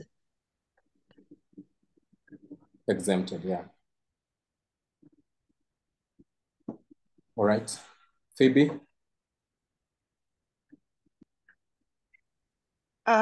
Thank you for the elaborate areas of study.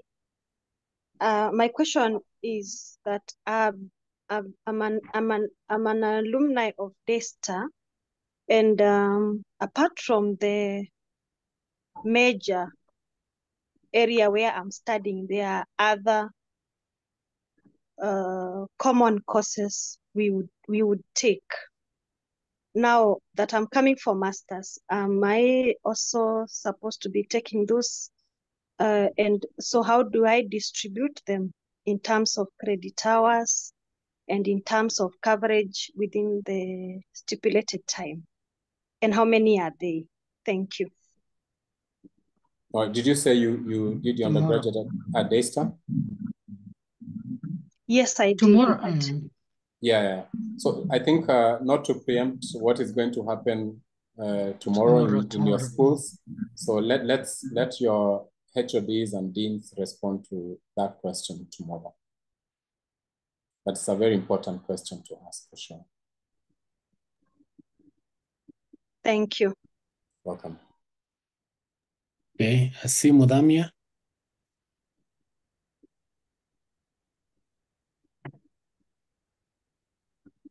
See Mudamia, your hand is up.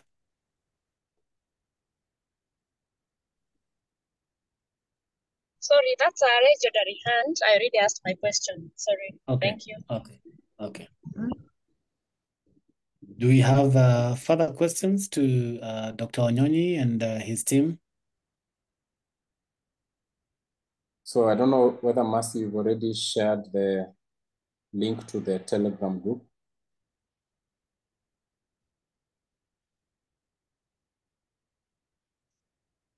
Yes, it was shared. All right, thank you very much. Great. So again, let me just, as we conclude, let me really emphasize the reason why we exist as Directorate of Postgraduate Studies. We just want to be there for you. I really don't know how to say it, but what I want to say is that we want to walk this journey with you because we know how treacherous it can be at times. And we would want you to visit our office or just visit our campus, because I know you're online students, but maybe if you're passing by, why don't you just walk in? You should also be able to meet with your lecturers or supervisors. So I would want you to make it a point of visiting campus once in a while, even though you're going to be studying virtually full-time. And I'm also looking forward to you coming to receive your handbook physically, if you can, because that's going to be a very important opportunity for us to get to know you more and to be able to engage with you. But on my behalf and on behalf of Dr. Keino and other staff in our directorate, we just want you to feel welcome, and we want to work with you every step of the way, regardless of which school you come from, which discipline you come from. We really just want to be there for you. So thank you very much. I can see maybe Stephen has a hand up. I don't know whether there's a quick question there. Yeah, thank you, Dr. Wanyonyi. So I understand the number of credit hours you take per semester affects the fee you'll be paying in that particular semester. Yes. So I wanted a clarification on, based on the current fee structure, how many credit hours are we looking at per semester?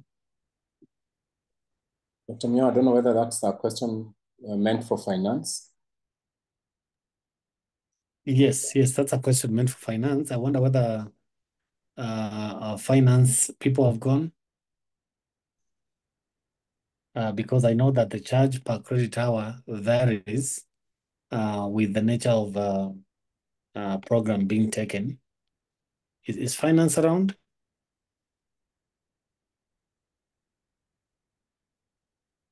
Okay, if not, please hold, Stephen. Hold until tomorrow. I think even at the departmental level, what program are you taking? I'm taking communication, development communication.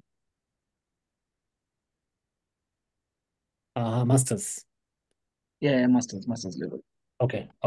All right. That should be answered tomorrow. You can ask the same question to your department, and that should be answered.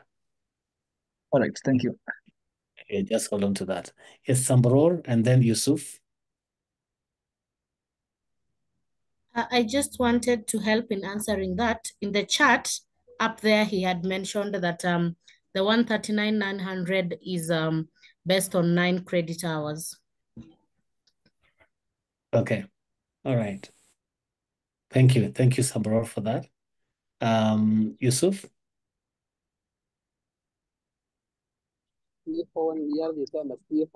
Thank you, Dr. Wanyonyi and Dr. Martin Nyao for taking us through this program. And this is a humble request I make, not only for myself, but perhaps on behalf of some of us who have joined this program and the finance department. My request goes to the finance department, and we have a lot of interest and passion to start this program and complete on time. However, there might be some financial obstacles which might hinder delivering our expectation. So I'm humbly requesting the finance department to consider extending the fees clearance and by 1 month at least, if that is possible, because the deadline they communicated is that all fees should be cleared by 28th September, which is barely, and 3 weeks from now. So if that is applicable, we humbly request the finance department to consider extending and fees clearance up to 28th October. Thank you.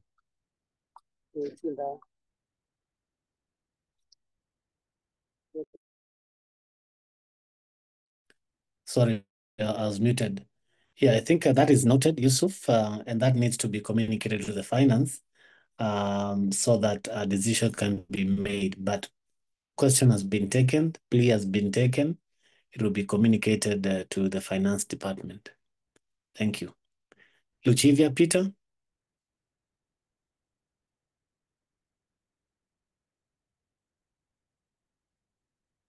Luchivia Peter.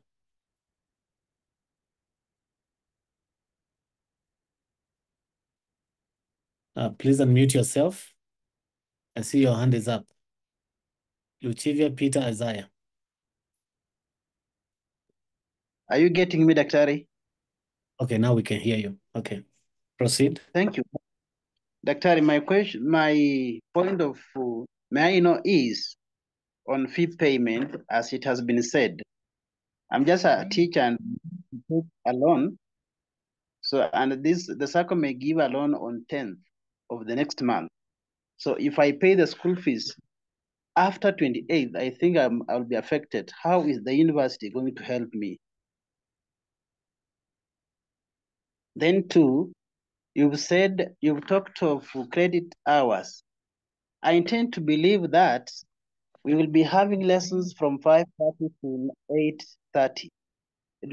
Do you count that as an hour, or how is it done, Daktari?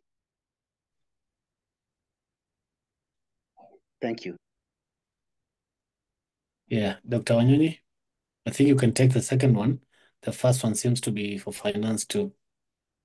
All right. Thank you very much for the question. So each course that you take is based on the number of credit hours. For example, you can take a course that is 3 credit hours. It's a 3 credit hour course, which means that for the next, say, 13 weeks, you're going to be taking that course once a week for 3 hours. So for example, if the course is on Tuesday, yes, you attend class for 3 hours, yes, and you'll do that throughout the semester, all right? Mm-hmm. Which if it's 13 weeks, then it means it will be 13 times 3, which is 39 contact hours. That's what we are now calling contact hours. Contact hours refer to the total number of hours that you're going to spend in that class, which in this case will be 39 contact hours, for example. But 3 credit hours, it means that that course has that value. It carries the value of 3 credit hours. But it is 3 hours every time you have class. Yes. Another question. Daktari, are we still online? Yes, yes, yeah.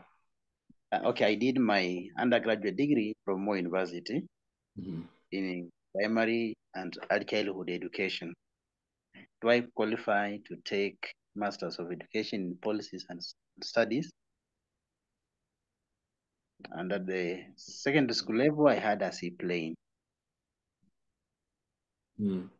I think since my colleague, Dr. Munyao, is part of that program, Masters in Education Leadership, I'll request him to respond. Dr. Munyao. Okay. Yes. Are you admitted already?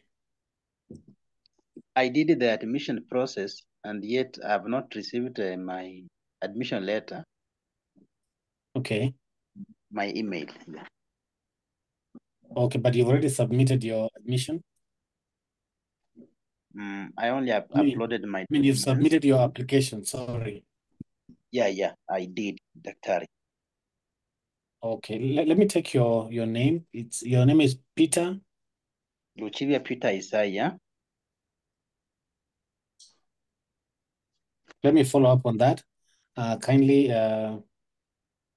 send me that request to my email right now. I'm posting my email right now on this chat. Okay. Yeah.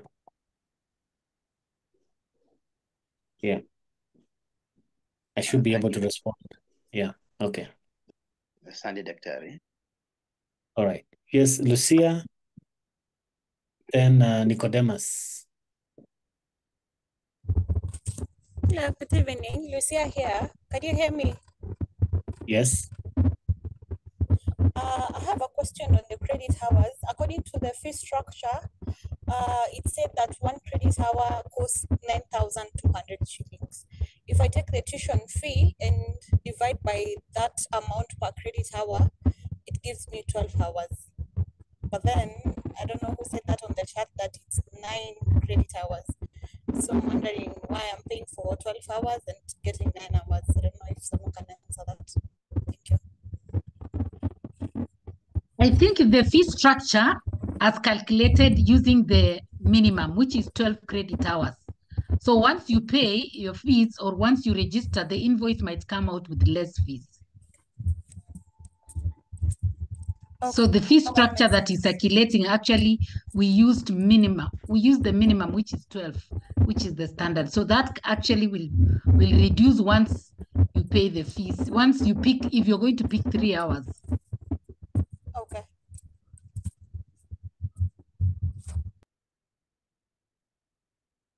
Okay, I hope that is answered. Nicodemus? Remember also this semester you will be paying some extra fee, one-off fee, like for example, registration fee, it's a one-off fee. We also have the one for the ID, the library fee, ICT, things like that. So every semester you pay a one-off fee.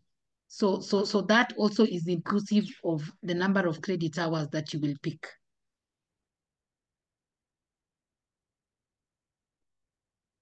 Thank you very much, Kano, for that emphasis. Yes, Nicodemus. Yeah, my question goes to ratio of credit hours. I have not got it clear. Does it mean we will be having like 15 hours per week? If you have a class every day, and if you pick that you have a class every day, then that means you will have actually 15 if you go all the way to Saturday, because classes begin at 5:30 to 8:30. So that means you can only take, especially for evening students, you can only take 1 unit. So if you pick classes every day, you can do even up to 15 credit hours. But like we said, we have a minimum, and depending on your work schedule, depending on your time, depending also on your finances, you can pick even less. And that means you take only the days that you will have picked. But if you actually do maximum, which we said 15, then you'll have a class every day. It will total to 15 credit hours. For every, is per semester?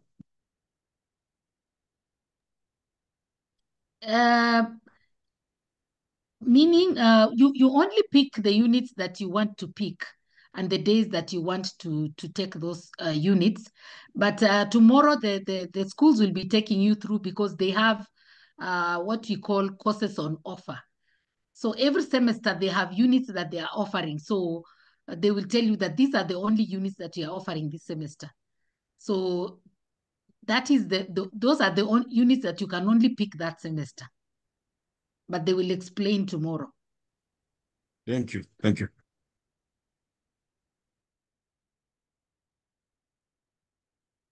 Okay. Samboror, then Lois, and then we are back again, Yusuf. So let's go in that order. I have two questions. One, I did my undergraduate at Daystar, and I remember when you missed, I don't know, it was 2 or 3 classes, then if you pass the exam, the grade automatically turned to an E. Is it the case also for masters? That is one of my questions. And the second one is, are we having for the evening students, classes there? Do we have classes that we choose even on the weekends, or is it just running from Monday to Friday? Thank you. Yes, we have classes running up to Saturday. But if you pick a Saturday class, then you'll be taught. Our classes actually run up to Saturday. So in some cases, even if the students can agree, it can even be done on Sunday. So, but mainly we have classes, yes, on Saturday. So it depends if you pick a Saturday class. The other question is on class attendance. I think you'll be told tomorrow, but that is the case. Our policies are very clear that class attendance is compulsory unless with a very genuine reason. So if you miss actually more than 3 times, you get, like you said, an E, non-attendance. So non-calculated grades, which are E, X, F, all that, you will be explained, I think, by the registrar. I don't know whether he has done that, but we have all those non-calculated grades, like failure to attend class completely, you get a Z. Maybe you've registered for a unit and then again you fail to attend class, you get a Z. And there is a period or a limit of when you should drop a unit. And I think that will be communicated again tomorrow in your schools and even by the registrar. So you can actually wait and ask for, because this is our second day. So there are so many other presentations that are yet to happen. And I'm sure they will really take you through all those requirements, because those are policy issues. Thank you.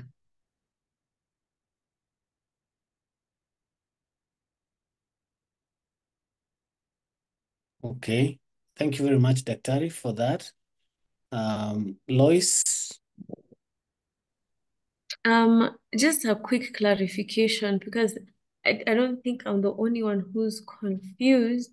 The 100,309, the 139,900 that we paid as per the fee structure, does it cater for one semester or one year? So I really want to get some clear directive on that, so I know how to plan myself moving forward. That is a master's or a PhD, Lois? Master's. That might be for a semester. 139, that must be a semester. But the finance people would respond appropriately to that. I don't know. You can call Shadrach to come back. Daktari. Let me see if I or can anyone in finance, they can actually log in. Yes, Okay. Luchivia. Daktari, back to my Dr. Munyao. It's not a question, but a point of may I know. I seem to have forgotten I seem to have missed a point. Did you say you will send your email on the Daystar Master of Education Leadership Policies wall, or which link were you to send to? Yeah, Don't worry, Luchivia, we've already contacted the admission office and I'm sure they are going to respond to you, or they will even give you a call. So, but you can even still send it to postgraduate email and we'll follow it up for you. Oh, thank you, Doctor. Yes, Isaiah. We will follow it up for you, but I've already contacted the registrar's office. Okay. Yes, Yusuf. Thank you once again for giving me the chance to seek more clarifications. Mine is about students' access to students' portal. And when are we able to get the credentials to access the students' portal? Are we able to access all learning resource materials online? Is there any hard copy materials that are available at Nairobi campus? If so, will they be free or will be charged extra fee for that matter?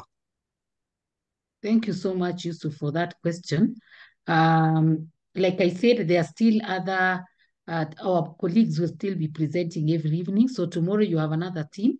So the ICT team actually will be helping you open your portals. They will train you on how to use the e-learning, how to use even the student portal. But please ensure that you've been matriculated. The matriculation took place yesterday. So for you not to have challenges, ensure that you're matriculated so that during the training, you're able to have your portal open. So yesterday, for those who missed, there was matriculation. So get in touch with the registrar's office so that you're able to be matriculated so that when the ICT team will be training you, you will be able. And then in terms of material, I may not know, but our library is you can visit our library and read.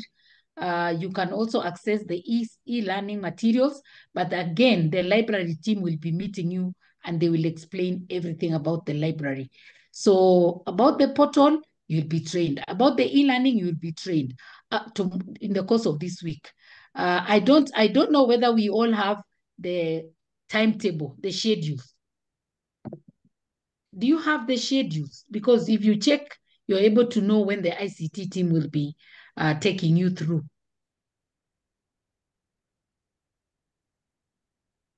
Yes, Moi? Thank you. My concern is the same as that one who did not receive a letter or a notification through email from Daystar. Or Moi Njoroge? Yes. So we will handle the same with Luchivia Peter. We have taken his, so the registrar's office will get in touch with you, Moi Njoroge, and also Luchivia Peter Isaiah. I think we've taken note of your names. Any other person, I think the registrar's office will be able to get in touch with you. Any other question? Yes, Lucia. Lucia Munyao? Hello. Hello. Yes, Lucia. Yes. I am still back again on the credit hours. Mm-hmm. I don't know if we'll get more expounding on that because if we are I don't know talking whether the money, finance, Martin. Yeah, I've called finance. Someone is going to join the call. Yes. Okay, so once if we are talking money, I've seen so many questions on the chat about that. The tuition fee, I understand 139,900 is inclusive of a lot of other one-time fees, but then the tuition fee is 110,400, and you're saying for masters per hour is 9,200. So if I take 110 divided by 9,200, it comes to 12 hours, and you're saying that is for 9 hours. So I feel like we're paying more for hours that we will not get. If the standard is 9 hours, then make the tuition fee for 9 hours. Or does that mean that if I take 9 credit hours, I can pay less than 110 for tuition? I don't understand that. Okay. Munyao has promised that someone from finance is going to log in. So let's maybe receive other questions. And Munyao, once they log in, please let us know so that they can respond to all these questions. Whoever logs in on finance. Okay. Okay. Please let us know. Yes, Sabella? Okay, mine is to try and explain it because I did my undergrad at Daystar. What is indicated in the info spot is they've calculated 12 hours as the minimum credit hours that you can do. That's what the 110,400 is for as the tuition fee. If you do 9,000, let's say you're doing 9 credit hours like me, you do the 9,200 times 9, you will get your tuition amount. And then you add the rest of the breakdown that has been there. Under there, you'll see the one-time fees that you're only going to be paid, that you're only going to be paying the first semester. After that, your school fees reduces as the semester goes on. So that's what I remember from doing undergrad. That's how you calculate your tuition fee. Just do the 9,200 times the credit hours you'll want to do during the semester. I hope that helps to clarify in terms of the people who have not done undergrad at Daystar, because that's how they used to calculate it for us. Hi, Lucia here. The one who had asked that question. That makes sense. So I don't know if we can get confirmation, because actually that is what I thought we are paying. So kindly let's get clarification from finance. Anakuja kula.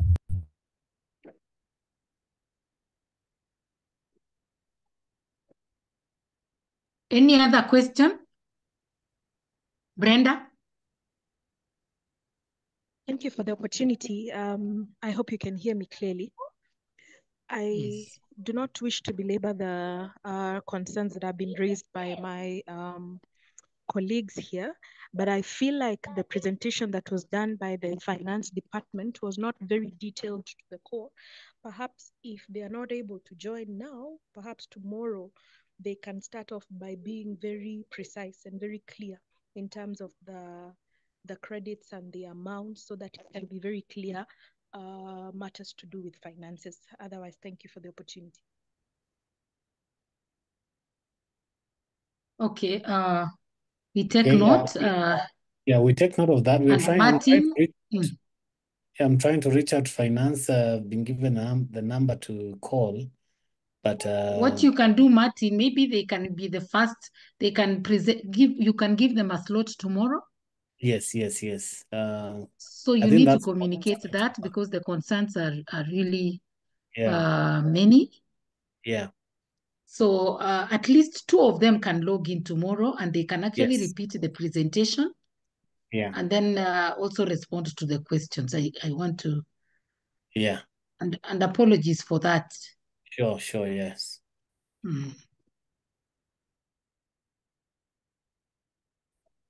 Over to you, Munyao. Daktari.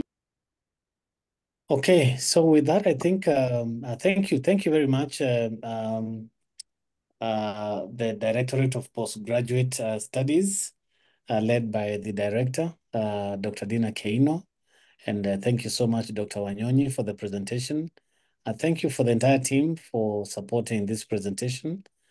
This brings us to the end of our presentations for tonight. Just to give you a little bit of an overview for tomorrow. Munyao, yes. Daktari, Waita says he's logged in. I don't know whether he can respond to Mwai Njoroge and Peter Saia. Okay, can the questions be reiterated, please? They are saying they have not received their letters, the 2. Oh, yeah. Thank you, Daktari. Thank you, Dr. Keino, and thank you, also Dr. Martin. And I want to welcome everyone to Daystar University, and I want to believe majority have already received the admission letters. There is this one case of, what is his name? Isaiah or Mwai Njoroge? No, the first one. The first one, I think he had applied for MED. And as we are processing, there's something that we saw, and I communicated to him, but I've not received a response yet. But I think I'll be able to reach out to him tomorrow or even now. Actually, I'm going to call him now so you can be able to get what we need so that you can process the admission. Because again, admission is based on the documentation and many other processes. But in case there's anything, that's why we respond or we communicate so that you can be able to streamline and grant the admission letter. So sorry for that. Sorry for that, but we will be able to finalize on that. I think it is something that we can be able to handle, not a problem. The other one is I'm also going to get the details and get to see where we are stuck on that processing. Otherwise, welcome so much to Daystar University, and we are ready to help you more as our students. Thank you. Thank you. Thank you very much, Mr. Waiter, for that quick response. And I trust that those two cases will be settled after the follow-up call. We are still unable to get someone from finance to respond to the questions regarding finance, but I think at this point we are agreeing that it's only fair to give finance the first slot tomorrow. Tomorrow in the evening, even if for just the first 30 minutes to catch up with the students' questions on finance, and then we can proceed to students' affairs. So just to give you a little bit of recap for tomorrow, a recap on what will happen tomorrow is we'll have students' affairs, but we'll slot finance just before the student affairs department. And then also I had a lot of questions regarding credit hours, subjects, units taken. Those will be answered, at the school and departmental level meeting. This is where you get to meet with your deans as well as with your HODs. I believe your questions will be answered fully. We'll go into breakout sections and you will have undivided attention with your HODs. In the meantime, I suggest that you scan this course planner. It's going to help you in knowing how courses are taken at Daystar. So please go ahead and either in your program, which you already have, click on this link or scan this barcode right now to get an idea before tomorrow's meeting so that you can have good, solid questions to ask for clarification when you get to meet with your deans and HODs. I want to stop by that and saying thank you. Thank you to all of you for taking time to attend this meeting up to this time. It means that you need this information. It's important for you. And want to thank the teams that have come to present today and for the level of engagement that you've had with the students. I truly appreciate. And I'm looking forward to a great day tomorrow. As usual, we're going to open the link at 5:30 to give time for those of you who are coming from work so that you can join and not be left behind. So tomorrow will be it. Let me repost again the matriculation link here for those of you who missed matriculation yesterday. Right now, let me just repost it. So please check the chat segment for a repost matriculation link and fill it out with the information, because this is the information that the registrar will be waiting for to complete your matriculation process. So fill it out quickly and submit. Let me just post it. You can even continue filling it out even after this call, but there it is. Please click it and have it remain in your browser to interact with. Okay, so I'll be sending this recording for today's sessions later tonight or tomorrow in the morning. I'd like to thank you very much and wish you a wonderful night. Have a restful one. Bye for now. Good night.